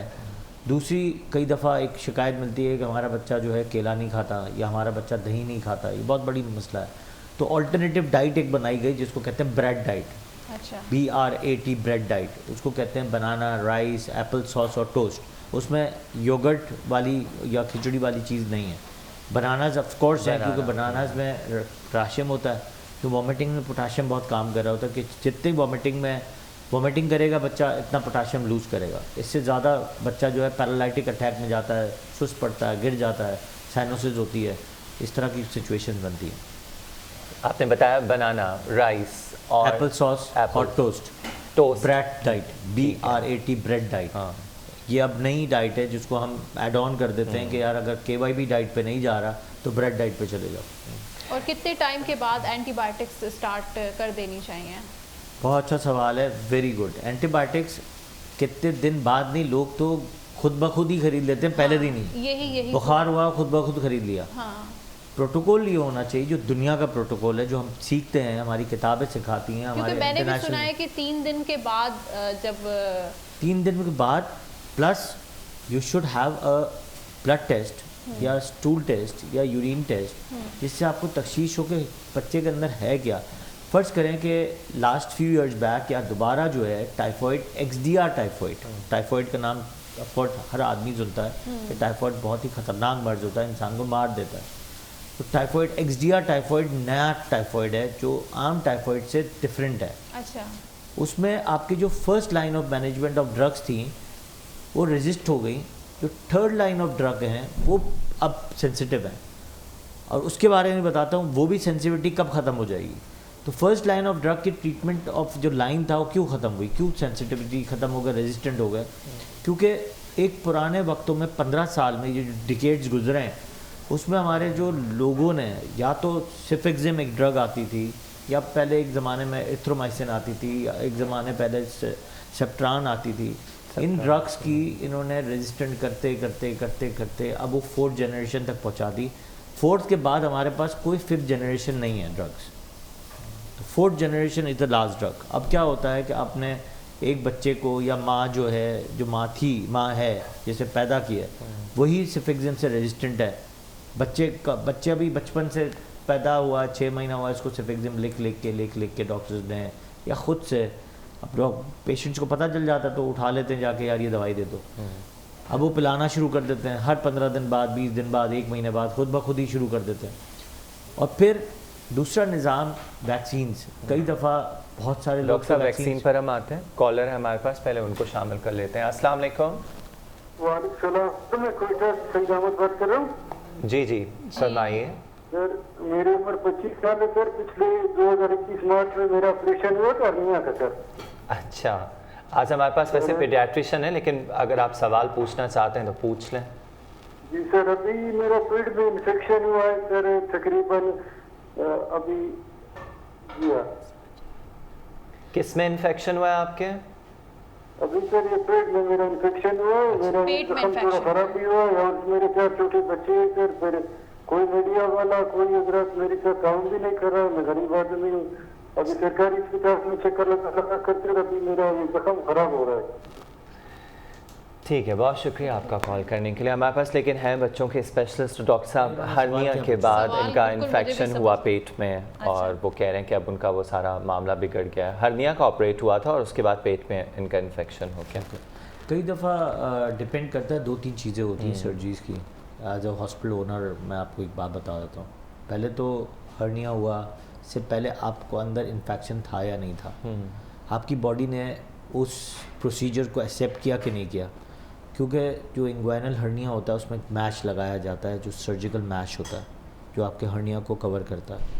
अब वो लगाते हुए वो एरिया डी इन्फेक्टेड किया गया कि नहीं किया गया, इंस्ट्रूमेंट्स डी इन्फेक्टेड थे कि नहीं थे, अंदर बॉडी ने वो मैश एक्सेप्ट किया कि नहीं किया। कई दफ़ा एक्चुअली मैचिंग नहीं होती है, जिसकी वजह से अंदर से इन्फेक्शन ग्रो कर जाता है। जैसे आप एग्जांपल लेते हैं, छोटा सा एग्जांपल है कि अगर आप कान छिदवाते हैं, टॉप पहने, थोड़ी देर में पता चला या 1-2 दिन बाद पता चला कान बिल्कुल स्वेल हो गया, होता है ना। इसी तरह हम सर्कमसिजन करते हैं, पता चलता है कि रिंग जो है वो आउटसाइड मटेरियल था, जो प्लास्टिक बेल होती है, और वो इन्फेक्ट हो गई या उसने सूट नहीं किया। स्टेरलाइज नहीं होगा। स्टेलाइज तो होती हैं, लेकिन आपकी बॉडी ने उसको एक्सेप्ट नहीं किया। अच्छा। इसी तरह जो मैश है, वो अगर वो बॉडी ने एक्सेप्ट नहीं किया अच्छा। तो वो इन्फेक्टेड करा देगा, इन्फ्लेमेटरी इन्फेक्शन होगा। बेसिकली इसको ये कहते हैं, इन्फ्लेमेटरी इन्फेक्शन हो जाता है, जिसकी वजह से आपका वो मैश खुल जाता है। अच्छा। और वो इन्फ्लेमेशन की वजह से इन्फेक्शन हो जाता है। और ऐसे इन्फेक्शंस के लिए फिर दोबारा रीओपन करके दोबारा जो करना जी पड़ता बिल्कुल है। रीओपन Medicine करना से पड़ता नहीं है। होता। नहीं, पहले आपको चेक करना है कि वो जो मैश है वो अपनी जगह पे मौजूद है या नहीं है। सेकेंडली आपको हाई डोज एंटीबायोटिक्स फिर देनी पड़ती हैं, क्योंकि वो आपके इन्फेक्शन को कंट्रोल कर रही होती है। सेकेंड ऑप्शन ये होता है कि अगर वो मैश ने आपको एक्सेप्ट नहीं किया है, आपकी बॉडी को एक्सेप्ट नहीं किया, तो आपको फिर स्टिच मेथड पे जाना पड़ता है, जो पुराने वक्तों में होता है। जो हर्निया का नया मेथड है वो मैश वाला है। अच्छा। तो फिर वो पुराना मेथड इस्तेमाल किया जाता है, स्टिच करके और उसको रिपेयर किया अच्छा, जाता है। बच्चों में भी काफी आजकल हर्निया हो रहा है, बिल्कुल इसका ये क्या सेम रीजन प्रोसीजर है? रीज़न IUGR ज़्यादा है। बहुत छोटे बच्चे, 2-3 साल के बच्चों को भी बिल्कुल hernia हो होता रहा है। इंट्रा यूट्राइन ग्रोथ रिटार्डेशन बहुत एक इम्पॉर्टेंट वर्ड है। वो स्टार्ट होता है पेरीनेटल एज से। पेरीनेटल एज का मतलब होता है कि माँ के पेट के अंदर से सारी कहानी शुरू होती है। अच्छा। वहाँ मैं एक प्रोग्राम पे, बहुत बड़े प्रोग्राम पे काम करता हूँ, वो है 1000 Days of Life। वो स्टार्ट होता है फर्स्ट डे ऑफ प्रेगनेंसी से लेके, और 2 years ऑफ प्रेगनेंसी, बच्चा, माँ, यूट्रस और प्रेगनेंसी को हम सेव कर रहे होते हैं विथ हाई न्यूट्रिशंस। तो ये जब बच्चा पैदा होते हैं तो बहुत छोटे पैदा हुए होते हैं, इस पर अम्बिलिकल हर्निया ग्रो हुआ होता है, या थायराइड के बहुत सारे सिम्टम्स होते हैं जिसमें ये हमारी जो ग्रोथ है वो बहुत स्लो होती है। अब वो भी बहुत दूर तक तशख़ीस नहीं कर सकते हैं लोग। कई दफ़ा हमारे पास आते हैं कितने अरसे बाद, 6-6 साल बाद, 5-5 साल बाद आते हैं, जिसमें मस्कुलर डिस्ट्रॉफीज़ होती हैं, हीमोग्लोबिन की कमी होती है, और इसमें ही साथ में मस्कुलर की वजह से अम्बिलिकल हर्निया भी ग्रो हुआ होता है, इंग्वाइनल हर्निया हो जाता है, कार्डियक इश्यूज़ बन जाते हैं। ये सारे इश्यूज़ बनते हैं पेरीनेटल में। अब जैसे कई दफ़ा स्पाइना बाइफिदा है या सर खुला रह जाता है, ये उसकी वजह फॉलिक एसिड है। अब फर्स्ट मंथ और फर्स्ट डेज ऑफ लाइफ में फॉलिक एसिड लेना बहुत ज़रूरी होता है पेरीनेटल एज में, वहाँ के प्रेगनेंसी के फर्स्ट ट्राइमेस्टर में। अब वो कई दफ़ा तो जो गायनोकोलॉजिस्ट के पास जा रही होती है उनको नहीं पता होता, कई दफ़ा तो LHVs के पास जा रही होती है, उनकी कोई तालीम नहीं होती। तो इसका जो सारा जो है वो मदर पे है कि mother pregnancy pay? Of course माँ ही पाल रही होती है बच्चे को। अच्छा। अब फ़र्ज़ करें कि एक माँ ने अपनी डेवलपमेंटल इश्यूज़ को, न्यूट्रिशन इश्यूज़ को जो डेवलपमेंट कर रही है वही बेहतर नहीं रखा है, तो आप बताएं ना कि कैसे इसको आप बच्चे को ग्रो करेंगे। अच्छा। साथ में बहुत सारे कॉम्प्लिकेशंस होते हैं, घर के मसाइल होते हैं, टेंशन होता है, स्ट्रेस होता है, तो इससे बहुत सारे इश्यूज मैं जो ये है। आपसे इसलिए डिस्कस कर रही हूँ कि मेरे बेटे को हो चुका है, वो 2.5 ईयर्स का, तो उसके इट्स बिकॉज ऑफ IUGR कि बच्चा छोटा पैदा हुआ, आगे जाके इसकी डेवलपमेंट ऑफ मसल्स बहुत अच्छे नहीं थे, जिसकी वजह से वो इंटेस्टाइन जो है खुल गया। काफ़ी हेल्दी था और कोई इशू नहीं था उसको, तो फिर इसका इशू ये है कि कई दफ़ा कोई चीज़ उठा ली। हाँ, तो हो सकता कई है दफ़ा जंपिंग में कोई जंपिंग में नहीं, कोई चीज़ उठाने से होता है, लेकिन मोस्ट ऑफ द टाइम जो बच्चे पैदाइशी अंदर से कमज़ोर होते हैं, अच्छा, उनको ये प्रॉब्लम सबसे ज़्यादा होता है। छोटे बच्चों के साथ ये प्रॉब्लम सबसे ज़्यादा है। बड़े लोगों में प्रॉब्लम दूसरी है, छोटे बच्चों में प्रॉब्लम यही है कि अगर बच्चा छोटा पैदा होता है या अंदर से अंदरूनी कमज़ोर होता है माँ की न्यूट्रिशन की वजह से, तब ऐसी सिचुएशंस होती हैं जो आगे जाके बहुत सारे प्रॉब्लम्स होते हैं। एग्जांपल अस्थमा, एलर्जीज, निमोनियाज, NICU में एडमिशन, ये सबसे ज़्यादा होता है जब माँ की विटामिन D लेवल और हीमोग्लोबिन लेवल कम होता है। तो विटामिन D बहुत कम होगा माँ का, हीमोग्लोबिन लेवल बहुत कम होगा, थायराइड के इश्यूज़ होंगे, बच्चा आपको रिपीटेडली निमोनियाज के साथ मिलेगा। सही। चलें खैर, अब दोबारा वापस अपने टाइफाइड इससे पहले आप वैक्सीन्स पे बात कर रहे थे। हाँ। वैक्सीन्स जो है वो आपकी टाइफाइड की वैक्सीन जो हैं वो लगानी बहुत ज़रूरी होती हैं। कई दफ़ा वैक्सीन्स हम जो है लोगों को बता रहे होते हैं लेकिन लोग उसके ऊपर राग़िब नहीं होते हैं। जैसे कि कोविड की वैक्सीन्स के ऊपर राग़िब नहीं हो रहे थे, अब होना शुरू हुए हैं, वो भी gun point pay. Still it's a long process. कितने लोगों ने अभी तक नहीं लगाई है? बहुत सारे लोगों ने लगाई है मगर कार्ड सिर्फ कार्ड्स पे, जाली वैक्सीन कार्ड, जिसकी किसी ने अभी तक कोई इन्वेस्टिगेशन नहीं की, किसी ने ये मालूम करने की कोशिश नहीं की कि जाली वैक्सीन कार्ड बने कैसे, क्यों बन रहे हैं, किस पर्पस से बन रहे हैं। अगर फ़र्ज़ करें एक जाली वैक्सीन लगवा के एक बंदा ऑफिस में जाता है या वो पेरेंट्स का बच्चा स्कूल जा रहा है, उस बच्चे को कोविड हुआ है या दीगर अफराद के लिए वो कितना बहुत नुकसान सारा, ये तो एक बॉम्ब की तरह आप घूम रहे हैं। यानी आप वैक्सीनेटेड हैं मगर आप दूसरे जो हैं वो आप कैरियर भी नहीं, डिजीज़ लेके घूम रहे हैं। कैरियर तो चले आपको इफ़ेक्ट करेगा तो कभी कभी तो आप बच जाएंगे, लेकिन कभी ये वाले लोग हैं जिनको डिजीज़ हुई होगी वो तो अपने घर वालों को भी डैमेज करेंगे। लेकिन ये किसी को सेंस नहीं है, किसी को एहसास नहीं है कि आपके घर वालों को क्या होगा, आप दूसरे लोगों को कितना इन्फेक्टेड कर रहे हैं। क्योंकि ये वही हैं कि मिथ्स बना दी गई हैं, मिस इन्फॉर्मेशन है। इसी तरह अब हम देखते हैं कि पोलियो की जब कैंपेन्स चल रही हैं तो कराची से लेके कश्मीर तक, ना सिर्फ शहरी इलाकों में या बड़े शहरों में बल्कि छोटे इलाकों में भी ये देखा गया कि लोग रेजिस्ट कर रहे हैं। अब लोग बहुत सारे बहाने बना देते हैं कि बच्चों को इन पोलियो के कतरों से, आप पोलियो से नहीं बचा रहे बल्कि इनको जो है वो दीगर अमराज में जो है वो आप इनको मुब्तला कर रहे हैं। तो इसी तरह आप बता रहे हैं कि टाइफाइड की भी लोग नहीं लगवाते वैक्सीन, लोग वैक्सीन लगवाना ही नहीं चाहते। लोगों का मिथ ही दूसरा है। एग्जाम्पल अब पोलियो की बात की तो पोलियो का तो मिथ ये था एक ज़माने में और अभी भी है कि आपको इनफर्टाइल करा देता है, चाहे औरत हो या मर्द हो। अब मैं अपना एक एग्जाम्पल लोगों को देता हूँ कि 1960s से ये पोलियो की कैंपेन स्टार्ट हुई है। उस वक्त की पॉपुलेशन देख लो फ्रंटियर रीजन की और आज की यहाँ की, और आज की पॉपुलेशन देख तो इनफर्टाइल हो गया या फर्टिलिटी रेट बढ़ गया, मतलब ज़्यादा बच्चे पैदा हो गए। तो तो पोलियो फ़ायदा ही दे रहा है, नुकसान तो दे नहीं रहा कहीं। और दूसरा, पोलियो के केसेस कम हुए, पोलियो दुनिया में ख़त्म हो गया, स्टिल हमारे यहाँ भी अभी भी 3 केसेस मिले इस दिस ईयर। तो ये अभी भी 3 का मतलब ये नहीं 3 है, 3 का मतलब है आप बहुत बड़ा वायरस इन्फेक्टेड आप शहर में छोड़ रहे हैं। तो ये आपके लिए बहुत बड़ा डिज़ास्टर है। ये आप इसको नहीं समझेंगे बहुत हल्का है, या पोलियो एकदम नहीं फैल सकता। पोलियो हंड्रेड्स ऑफ केसेस करवा सकता है। हालांकि हर घर में आ जाते हैं ये पोलियो टीम आ जाती है और ड्रॉप्स वगैरह, लेकिन फिर भी वो लोग अभी तक अवेयरनेस नहीं आई है कि पोलियो के कतरे जो है बच्चों को पिलाए जाएं। सब लोग, एक बात इनकी कॉन्सेप्ट में होता है कि सारी वैक्सीन जो हैं ये एक लॉबी के थ्रू पिलाई जाती हैं, इससे हम XYZ जो इनके मिथ और कॉन्सेप्ट्स और परसेप्शंस हैं वो डिफरेंट हैं। लेकिन हम कहते हैं कि पोलियो एक हिफाजत करता है।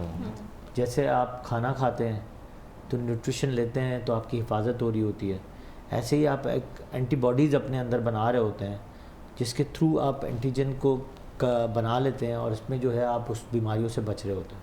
आप अगर देखें स्मॉल पॉक्स है या चिकन पॉक्स कितना कम हो गया, येलो फीवर बहुत अब दुनिया में नहीं है। दूसरा, मीज़ल्स को आपने बहुत कंट्रोल किया, ऑल ओवर द वर्ल्ड की बात कर रहा हूँ, हम अपने मुल्क की अभी बात नहीं कर रहा, क्योंकि अभी भी हमारे मुल्क में ऐसी बहुत सारे लोग हैं जो वैक्सीन नहीं कराते, जिसकी वजह से हमें ये चीज़ों की परेशानी दरपेश होती है। अच्छा, जब बच्चा पैदा होता है तो आई थिंक 9 या 11 वो वैक्सीन्स होती हैं, फिर उनका वो कोर्स चलता रहता है। कितना अरसा चलता है मुझे नहीं पता। 2 इयर्स तक एक बेसिक कोर्सेज होते हैं। EPI 2 इयर्स का EPI का EPI extended programme of immunisation जो है वो चलता है 9 महीने तक, इसके बाद नहीं चलता। और जो प्राइवेट वैक्सीन है जैसे चिकन पॉक्स है, मीजल्स मम्स रूबेला है, टाइफॉइड है, हेपेटाइटिस ए है, ये वैक्सीन्स अलग से लगानी पड़ती हैं प्राइवेटली। ये वैक्सीन्स EPI में शामिल नहीं है। लेकिन EPI में बहुत बड़ा फैक्टर है, गावी की तरफ से बहुत बड़ा गिफ्ट है हमें कि रोटा वायरस और नमूनिया जो है, जो सबसे ज़्यादा महल्लिक मर्ज़ है हमारे मुल्क में, वो हमारे EPI की वैक्सीन में शामिल है, जो दुनिया में कहीं भी नहीं है।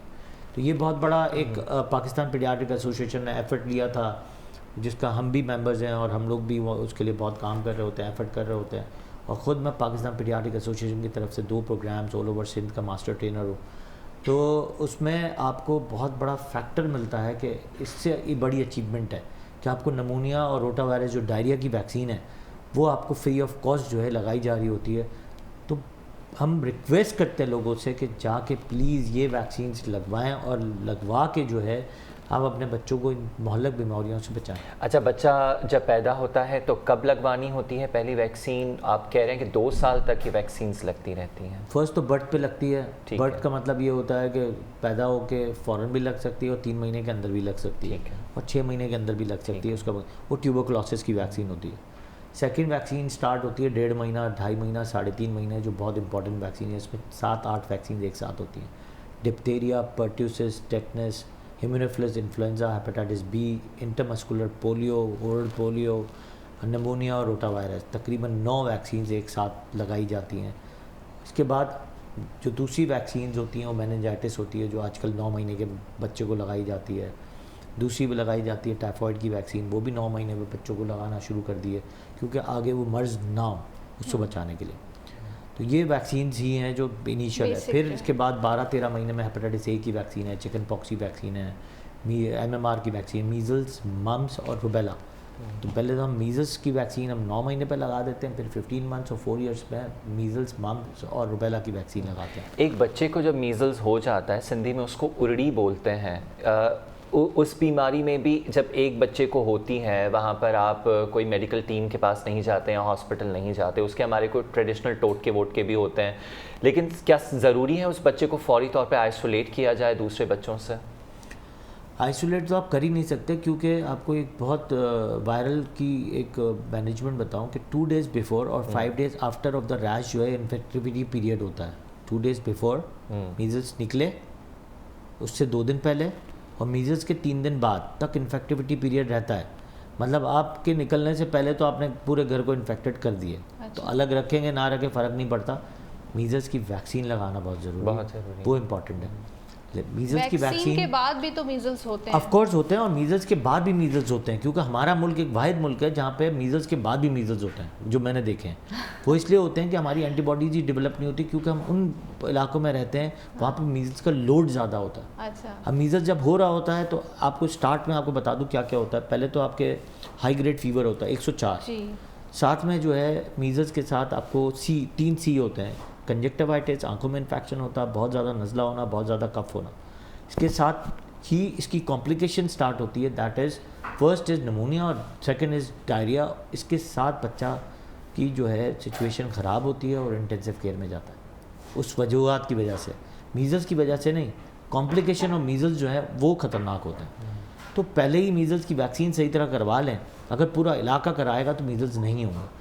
अब इलाके में 6 लोगों ने नहीं कराया और 50 लोगों ने करा लिया, तो 6 लोगों को अगर मीजल्स हो गया तो वो लोड दूसरे लोगों को दे सकते हैं, स्प्रेड कर सकते हैं। लेकिन वैक्सीन के बाद जो है वो इतनी इंटेंसिटी उतनी नहीं होगी। इंटेंसिटी ऑफ कोर्स नहीं होती। देखें कोविड भी वैक्सीन, कोविड का अभी आपको इसलिए कोविड की वैक्सीन के लिए लोग बहुत पढ़ते हैं, तो कोविड तो यही वैक्सीन का तजुर्बा यही है कि 65% आपको प्रोटेक्शन देती है, बट सीवियरिटी आपको कम देती है। अब चिकन पॉक्स आपने लगा लिया, चिकन पॉक्स होंगे ज़रूर लेकिन बहुत ही माइल्ड होंगे। चिकन पॉक्स हो गए तो आपको नमूनिया हो जाएगा, डायरिया हो सकता है, चिकन पॉक्स की और कॉम्प्लिकेशंस हैं। तो आप वैक्सीन लगवा लेंगे तो अगर होगा भी तो कम होगा, ज़्यादा नहीं होगा। तो ये इंपॉर्टेंट है। वैक्सीन की हिफाजत ज़रूर है, नुकसान कभी भी नहीं है, चाहे कोई भी वैक्सीन है। सही। सिवियर कंडीशन तक हम अपने बच्चों को बचा सकते हैं अगर हम उनको ये वैक्सीन्स लगवा लेते Of हैं। course. इसके अलावा जैसे आजकल आप बता रहे हैं कि डेंगू भी है, तो साथ में मलेरिया भी हो जाता है उस बच्चे में, उन केसेस की कॉम्प्लिकेशंस कितनी सिवियर होते हैं? ऑफ कोर्स डेंगू की मैनेजमेंट में लोग बहुत मरते थे एक ज़माने पहले, और अभी भी बहुत सारे इलाकों में लोगों की डेथ रेशियो ज़्यादा है। क्यों? डेंगू का मर्ज जो है वो बहुत ख़तरनाक मर्ज इसलिए कहा जाता है कि उसमें फ्लूइड लॉस होता है, इन्फ्लेमेटरी प्रोसेस होता है कि अंदर वाला फ्लूइड बाहर वाला इंटरसेलुलर से एक्स्ट्रा सेलुलर पे आ जाता है। इसमें आपकी जो ब्लड प्रेशर्स हैं वो गिरते हैं, शॉक में जाते हैं। शॉक में जाने की वजह से जब आपकी इन्फ्लेमेटरी प्रोसेस होता है तो सारा फ्लूइड निकल रहा होता है, उसके साथ प्लेटलेट्स निकल जाते हैं जो सबसे छोटे होते हैं। उस वजह से आपके प्लेटलेट्स डाउन होते हैं, और सबसे ज़्यादा जो फ्लूइड लॉस होता है, आपका ब्लड प्रेशर जब डाउन होता है तो कार्डियक अरेस्ट में जाता है। तो लोगों की मैनेजमेंट का हिस्सा जो है वो अभी तक लोगों ने अभी तक समझा नहीं है कि डेंगू को ट्रीट कैसे करना है, इसीलिए लोग मरते ज़्यादा हैं। अगर थोड़ा सा मैनेजमेंट फास्ट हो जाए और हाई हो जाए, इसमें स्पेशली आपकी हाई करने के लिए इंटेंसिव केयर है और फास्ट करने के लिए हाई फ्लूइड्स है। अगर ये 2 चीज़ें आप करते रहेंगे तो प्लेटलेट्स लगाने की भी ज़रूरत नहीं पड़ती है। लोग क्या करते हैं, लाख हुए, 50,000 हुए, 60,000 हुए, आपने प्लेटलेट्स लगाना शुरू कर दिया। हमारे सेटअप्स में हम लोग प्लेटलेट्स शायद 20,000 पे भी नहीं लगते जब तक कि कोई नमूदार ब्लीडिंग के नमूदार ना हो, तो हम उस वक्त तक भी नहीं लगाते। ब्लड इन स्टूल आता है तब भी नहीं लगाते हैं। हम पहले ट्राई करते हैं कि हम हाई फ्लूइड्स पे ही रखें उसको, और दूसरा जो है उसी तरह इसको प्लेटलेट्स बढ़ाएं। प्लेटलेट्स डेंगू में बढ़ते कब हैं, ये बहुत इंपॉर्टेंट लोगों को बताना बहुत ज़रूरी है। फर्स्ट ये शुरू होते हैं first day of life of dengue से, यहाँ इन्फ्लेमेटरी प्रोसेस हुआ, 3rd day of life of dengue in the body platelets down होना शुरू हुआ। अचानक जो है होते होते होते होते 50,000, 60,000, 70,000, 15,000, 20,000 तक भी हो सकते हैं। आपने हाई फ्लूइड्स पे रखा है और हाई मैनेजमेंट पे रखा है, इंटेंसिव केयर में रखा है, आपने शॉक को देख रहे हैं और शॉक को ट्रीट कर रहे हैं उसी वक्त, उसी पैरामीटर्स पे हार्ट रेट देख रहे हैं। ये सारी चीज़ें अगर जब देख रहे हैं तो सबसे इम्पॉर्टेंट क्या होगा कि प्लेटलेट्स ऑटोमेटिकली 7 डे पे ऊपर आना शुरू हो जाएंगे। लोग ये नहीं समझते हैं, लोगों को ट्रीट करना ही नहीं आता डेंगू को। अगर थोड़ी सी ये मैनेजमेंट कर लें, आपको डेंगू आराम से एक मॉनिटर रख के रूम में भी मैनेज कर सकते हैं, लेकिन हाई मैनेजमेंट। सिम्टम्स क्या होते हैं डेंगू के? बिल्कुल, क्योंकि बड़ा तो फिर भी बता सकता है, मलेरिया भी हो सकता है, डेंगू भी हो सकता है। बिल्कुल, मलेरिया और डेंगू का एक फीचर आपको बता दूं, डेंगू में हाई ग्रेड फीवर, ज़बरदस्त किस्म का कमर में दर्द होता है और आंखों में दर्द होता है। अच्छा। और फिर जो साथ में जो फैक्टर्स बताए, मलेरिया में जब हाई ग्रेड फीवर होता है, अब मलेरिया के अलग अलग स्टेजेस भी हैं और अलग अलग इसके मलेरिया के अलग अलग फॉर्म्स हैं, जैसे फैल्सीपैरम है, वाइवैक्स है, ओवल है, मलेरिया है, ये 4 फॉर्म्स अलग अलग हैं। उनके अलग अलग सिम्टम्स हैं और अलग अलग टाइम पे फीवर आता है। जैसे फैल्सीपैरम का 3 दिन बाद फीवर आ सकता है। कुछ ऐसे फीवर्स होते हैं कि दिन में नहीं होगा, रात में फीवर होगा, मलेरिया का हाई होगा, शिवरिंग ज़रूर होगी, सर्दी लगेगी। दोनों में डेंगू और मलेरिया दोनों? नहीं, डेंगू में नहीं, डेंगू में तो हाई ग्रेड फीवर ही रहता है, उतरता ही नहीं है। अच्छा। मलेरिया में उतर ज़रूर जाता है लेकिन चढ़ता दोबारा है शिवरिंग के साथ। हाँ। कई दफ़ा मलेरिया का सिम्टम 1-1 हफ्ते बाद आएगा, ऐसे भी मैंने फीवर देखे, 1-1 हफ्ते बाद आ रहा है, लेकिन वो हीमोग्लोबिन को गिराता है। कई दफ़ा मलेरिया का टेस्ट करवाते हो नेगेटिव आता है, मोस्टली 60% मैंने नहीं देखा कि पॉजिटिव आते हैं, जब तक कि जो इसके जो फॉर्म्स होते हैं वो हाई 5% से ऊपर ना हो। जब वो 5% से ऊपर होते हैं तब वो मलेरिया को पॉजिटिव आएगा उसकी टेस्ट में, अदरवाइज पॉजिटिव नहीं आता, नेगेटिव ही आता है। बस शर्त ये है कि आप हॉस्पिटल में हैं, हाई ग्रेड फीवर चल रहा है, आपने हाई ग्रेड फीवर के टाइम पे आपने ब्लड ड्रॉ किया, हर 3 घंटे से ब्लड ड्रॉ कर रहे हैं, तब आप शायद जाके वो आपको नज़र आए, वरना अगर इसकी जो परसेंटेज है 5% से ऊपर होगी तो ही नज़र आएगा।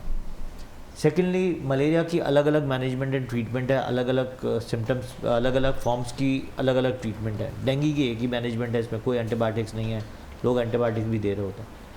और मैंने तो पता नहीं क्या क्या देखा है डेंगू के ट्रीटमेंट करते हुए लोगों को। और एंटीबायोटिक जब देखते हैं तो मैं कहता हूँ यार डेंगू और एंटीबायोटिक क्यों? सही। तो इसमें कोई एंटीबायोटिक्स का इस्तेमाल नहीं करना होता, बिल्कुल नहीं। Dengue is a viral illness. इसी के साथ मलेरिया जो है उसको भी कोई ट्रीटमेंट करने के लिए आपको मलेरिया की ट्रीटमेंट देखिए, इवन दो के गांव देहातों में जब हम IMNCI की ट्रेनिंग दे रहे होते हैं उसमें तो यह हाई पैरामीटर है, high risk area of malaria है, आपको उसी वक्त मलेरिया का शॉट लगाना है, एक एंटीबायोटिक का शॉट लगाना है और आपको हॉस्पिटल ट्रांसफ़र कर देना है। ये IMNCI प्रोटोकॉल्स हैं। तो वहाँ पे भी ये ट्रेनिंग्स दी जा रही होती है, लेकिन वही वाली बात है कि ट्रेनिंग तो दे देते हैं, ट्रेंड होते नहीं हैं। तो ये एक बहुत बड़ा फैक्टर है हमारे ऑल ओवर सिंध। तो आजकल जैसे डेंगू बहुत ज़्यादा स्प्रेड हो रहा है, तो क्या करना चाहिए कि हम डेंगू के मच्छर से बच सकें? डेंगू का मच्छर एक तो ग्राउंड फ्लोर पे सबसे ज़्यादा मिलता है, फर्स्ट फ्लोर पे नहीं मिलता। अच्छा। क्योंकि उसकी फ्लाई जो है वो 10 फीट से ऊपर नहीं करता, हो मच्छर बहुत ऊपर तक करता है। मच्छर तो आपको 100 माले पे भी मिल जाएगा। हाँ। लेकिन ये जो है वो आपको ग्राउंड पे मिलेगा। अच्छा, ये कोई स्पेशल मच्छर होता है डेंगू का?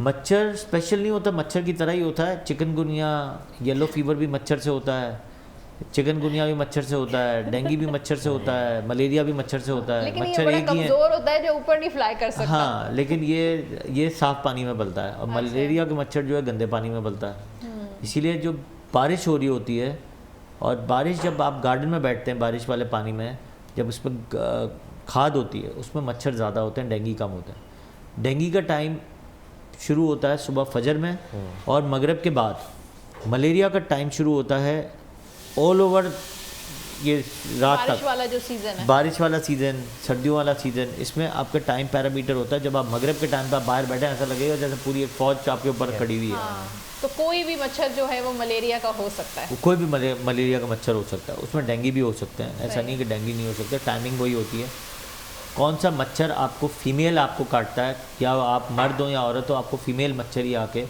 एडीज इजिप्टाई होता है वही आके काटता है, तभी डेंगू होता है। यानी कि ये जो मलेरिया का मच्छर वो भी फीमेल होता है और डेंगू का मच्छर भी फीमेल होता है। बिल्कुल, इसकी लाइफ साइकिल फीमेल पे ही शुरू होती है। अच्छा, तो फीमेल से वैसे ही बचना चाहिए।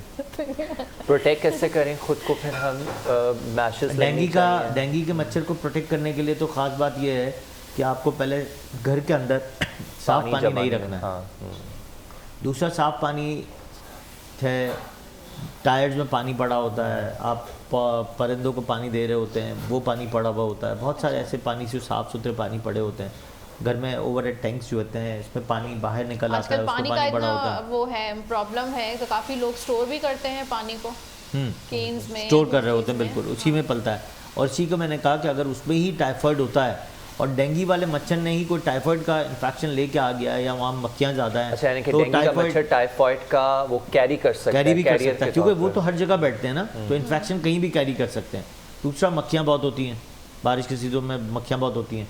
तो अब आपने पानी का कंटेनर जमा किया हुआ है, तो आपने उस पानी में मक्खियाँ भी आ गई तो उसमें कई दफ़ा टाइफाइड भी हो जाता है और डेंगू भी हो जाता है। अच्छा, तो यानी कि तो पानी डेंगू को का कवर मच्छर करके रखना चाहिए। मच्छर उस पानी से नहीं, वो पीने की वजह से हुआ, पानी पीने की वजह से टाइफाइड हो गया, और वो घर में अगर पल रहा है तो एकदम जो है वो सबको, किसी को भी काटेगा ऑटोमेटिकली, वो सबको डेंगू कराएगा।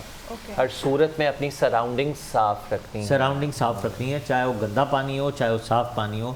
साफ़ पानी को भी कंटेनर में करें तो उसके ऊपर ज़रूर कुछ कवर करके रखें, लोग खुला छोड़ देते हैं। सेकेंडली, जब आप बाहर जाते हैं तो डार्क कलर के कपड़े ना पहने, फुल स्लीव्स पहने, रेपलेंट लगाएं। रेपलेंट अगर नहीं है, कोकोनट ऑयल का रेपलेंट एसेंशियल ऑयल के साथ होता है, वो लगा रहे हैं, उससे भी मच्छर काफ़ी हद तक आपसे दूर रहते हैं। कुछ अब बेल्ट्स आ गए हैं, कुछ कवर्स आ गए हैं, बहुत सारी ऐसी चीज़ें हैं जो बहुत ज़्यादा मुफीद तो नहीं है, फ़ायदा तो नहीं देती, लेकिन स्टिल वो ये है कि उससे आपके फ़ायदा ये होता है कि आपके मच्छर आपको आके काटता नहीं है। दूसरा, डार्क क्लोथ्स कभी नहीं पहनने चाहिए रात के वक्त, जो हम सबसे ज़्यादा पहन रहे होते हैं। स्प्रे करें घर में मॉस्किटो स्प्रे ऑफ कोर्स करें, स्प्रे करने से भी बहुत सारे मच्छर जो है मर जाते हैं, डेंगू के मच्छर भी मर जाते हैं। तो स्प्रेज करना है, हाइजीन का ध्यान रखना है। जो लोग 50% रखते हैं और 50% नहीं रखते हैं, और इस चीज़ को नहीं मानते कि सफाई निफ्स ईमान है। बिल्कुल ऐसे ही है। अच्छा, टाइफाइड का जो ट्रीटमेंट है वो काफ़ी प्रोलॉन्ग है, तो उसमें क्या बच्चे को डाइट देनी चाहिए? टाइफाइड के 2 प्रोग्राम्स हैं। एक तो है कि टाइफाइड एक नॉर्मल टाइफाइड हो गया तो आपने नॉर्मल सी दवाई दी, बच्चा 14-15 दिन में ठीक हो जाएगा। एक XDR का टाइफाइड है, उसमें कुछ दफ़ा तो फीवर उतरता ही नहीं है किसी भी सूरत में, IV फ्लूइड्स देने पड़ते हैं, कई दफ़ा जो है आपको कुछ सिरप्स पे रखने पड़ते हैं, जिसका एक ही ऑप्शन मैंने कहा लास्ट ऑप्शन रह गया हमारे पास। और जो अभी उस लास्ट ऑप्शन पे लोगों ने वही स्टार्ट कर दिए लिखना कि आगे जाके वो भी रेजिस्टेंट जो है और रेजिस्टेंट हो जाए, और आगे जाके वो हमारे लिए बहुत बड़ा सर्द दर्द बन जाए।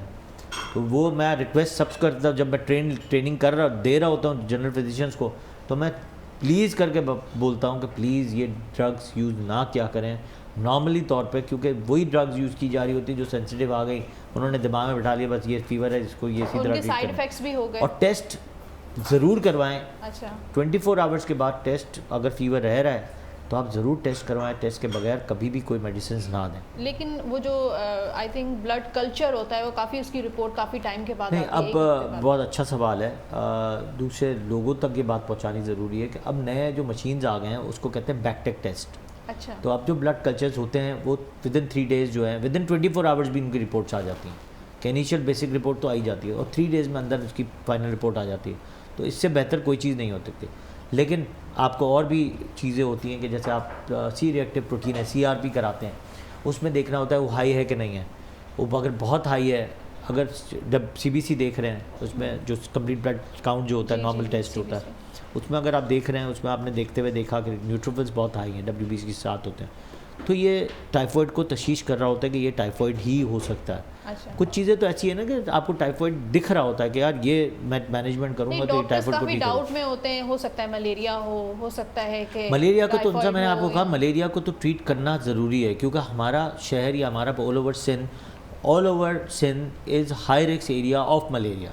तो उसको तो अगर कोई भी बच्चा आया है उसको आपको ट्रीट करना प्रोफाइलेक्सिस, मतलब पहले से भी अगर ट्रीट करना है तो 6 महीने की प्रोटेक्शन रहेगी विद दैट मलेरिया की ट्रीटमेंट। तो देने में उसका नुकसान नहीं है, फ़ायदा होगा।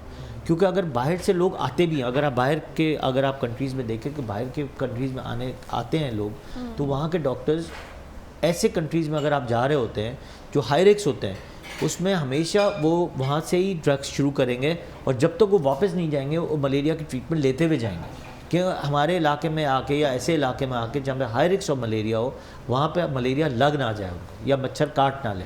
तो that is a important regime. जो भी वेस्टर्न से आ रहा होगा वो ये ट्रीटमेंट लेते हुए आ रहा होगा। तब्दील होते हुए मौसम में अब जैसे ऑब्वियसली हम मानसून के बाद गर्मियों से सर्दियों की तरफ जाएंगे, ऑटम का सीज़न शुरू होता है। बच्चों में अक्सर देखा गया रात को कभी भी बुखार के सिम्टम्स आ रहे हैं, उनको टेम्परेचर हो रहा है, घर में एक सिरप पड़ा होता है और उसको वो पिला देते हैं पेरेंट्स। तो क्या ये सेफ़ है इस तरह करना नीम बुखार में हल्का फुल्का जो हो रहा है?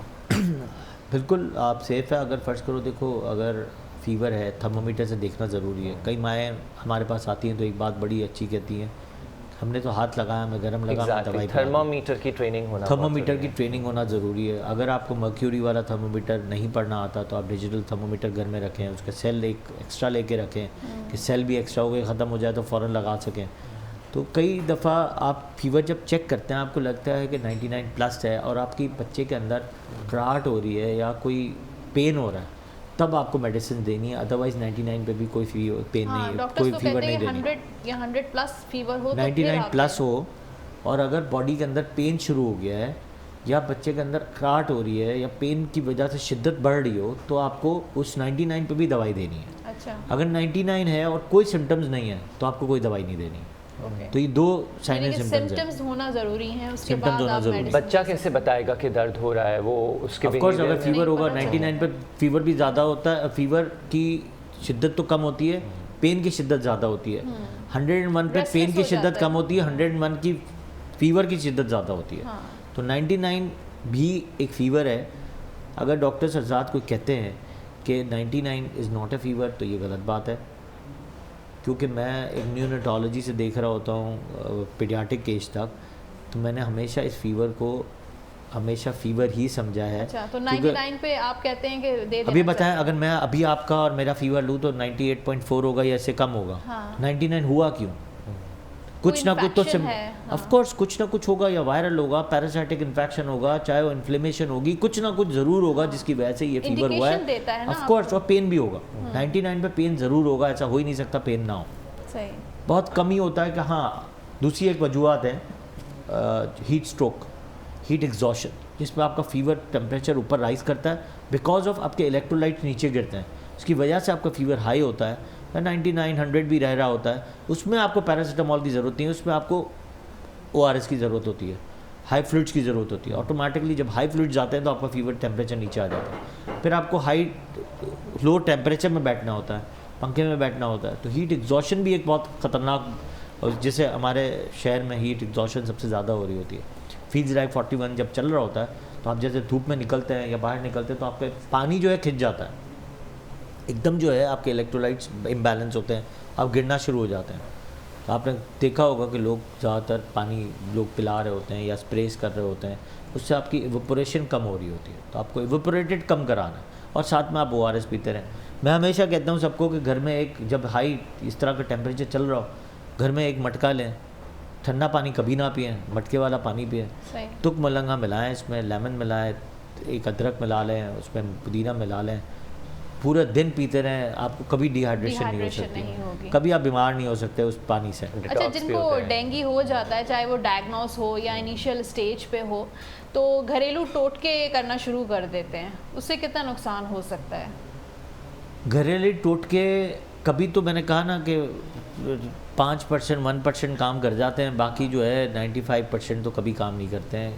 वो हमेशा लैंड करते हैं बहुत बुरे सिचुएशन में, क्योंकि कुछ माएँ तो बड़ी स्टबन होती हैं। कुछ लोग तो दम दुरूद पर चले जाते हैं, ऑफ कुछ लोग कोर्स जो है ये वो सब एंड ऑफ द डे, ये चाहे दमदुरूद वाले हों, चाहे होम्योपैथ डॉक्टर हों, चाहे हकीम डॉक्टर हों, चाहे वो XYZ जो भी ट्रीटमेंट करते हों, ये सब आएंगे इंटेंसिव केयर में, हाँ। ER में।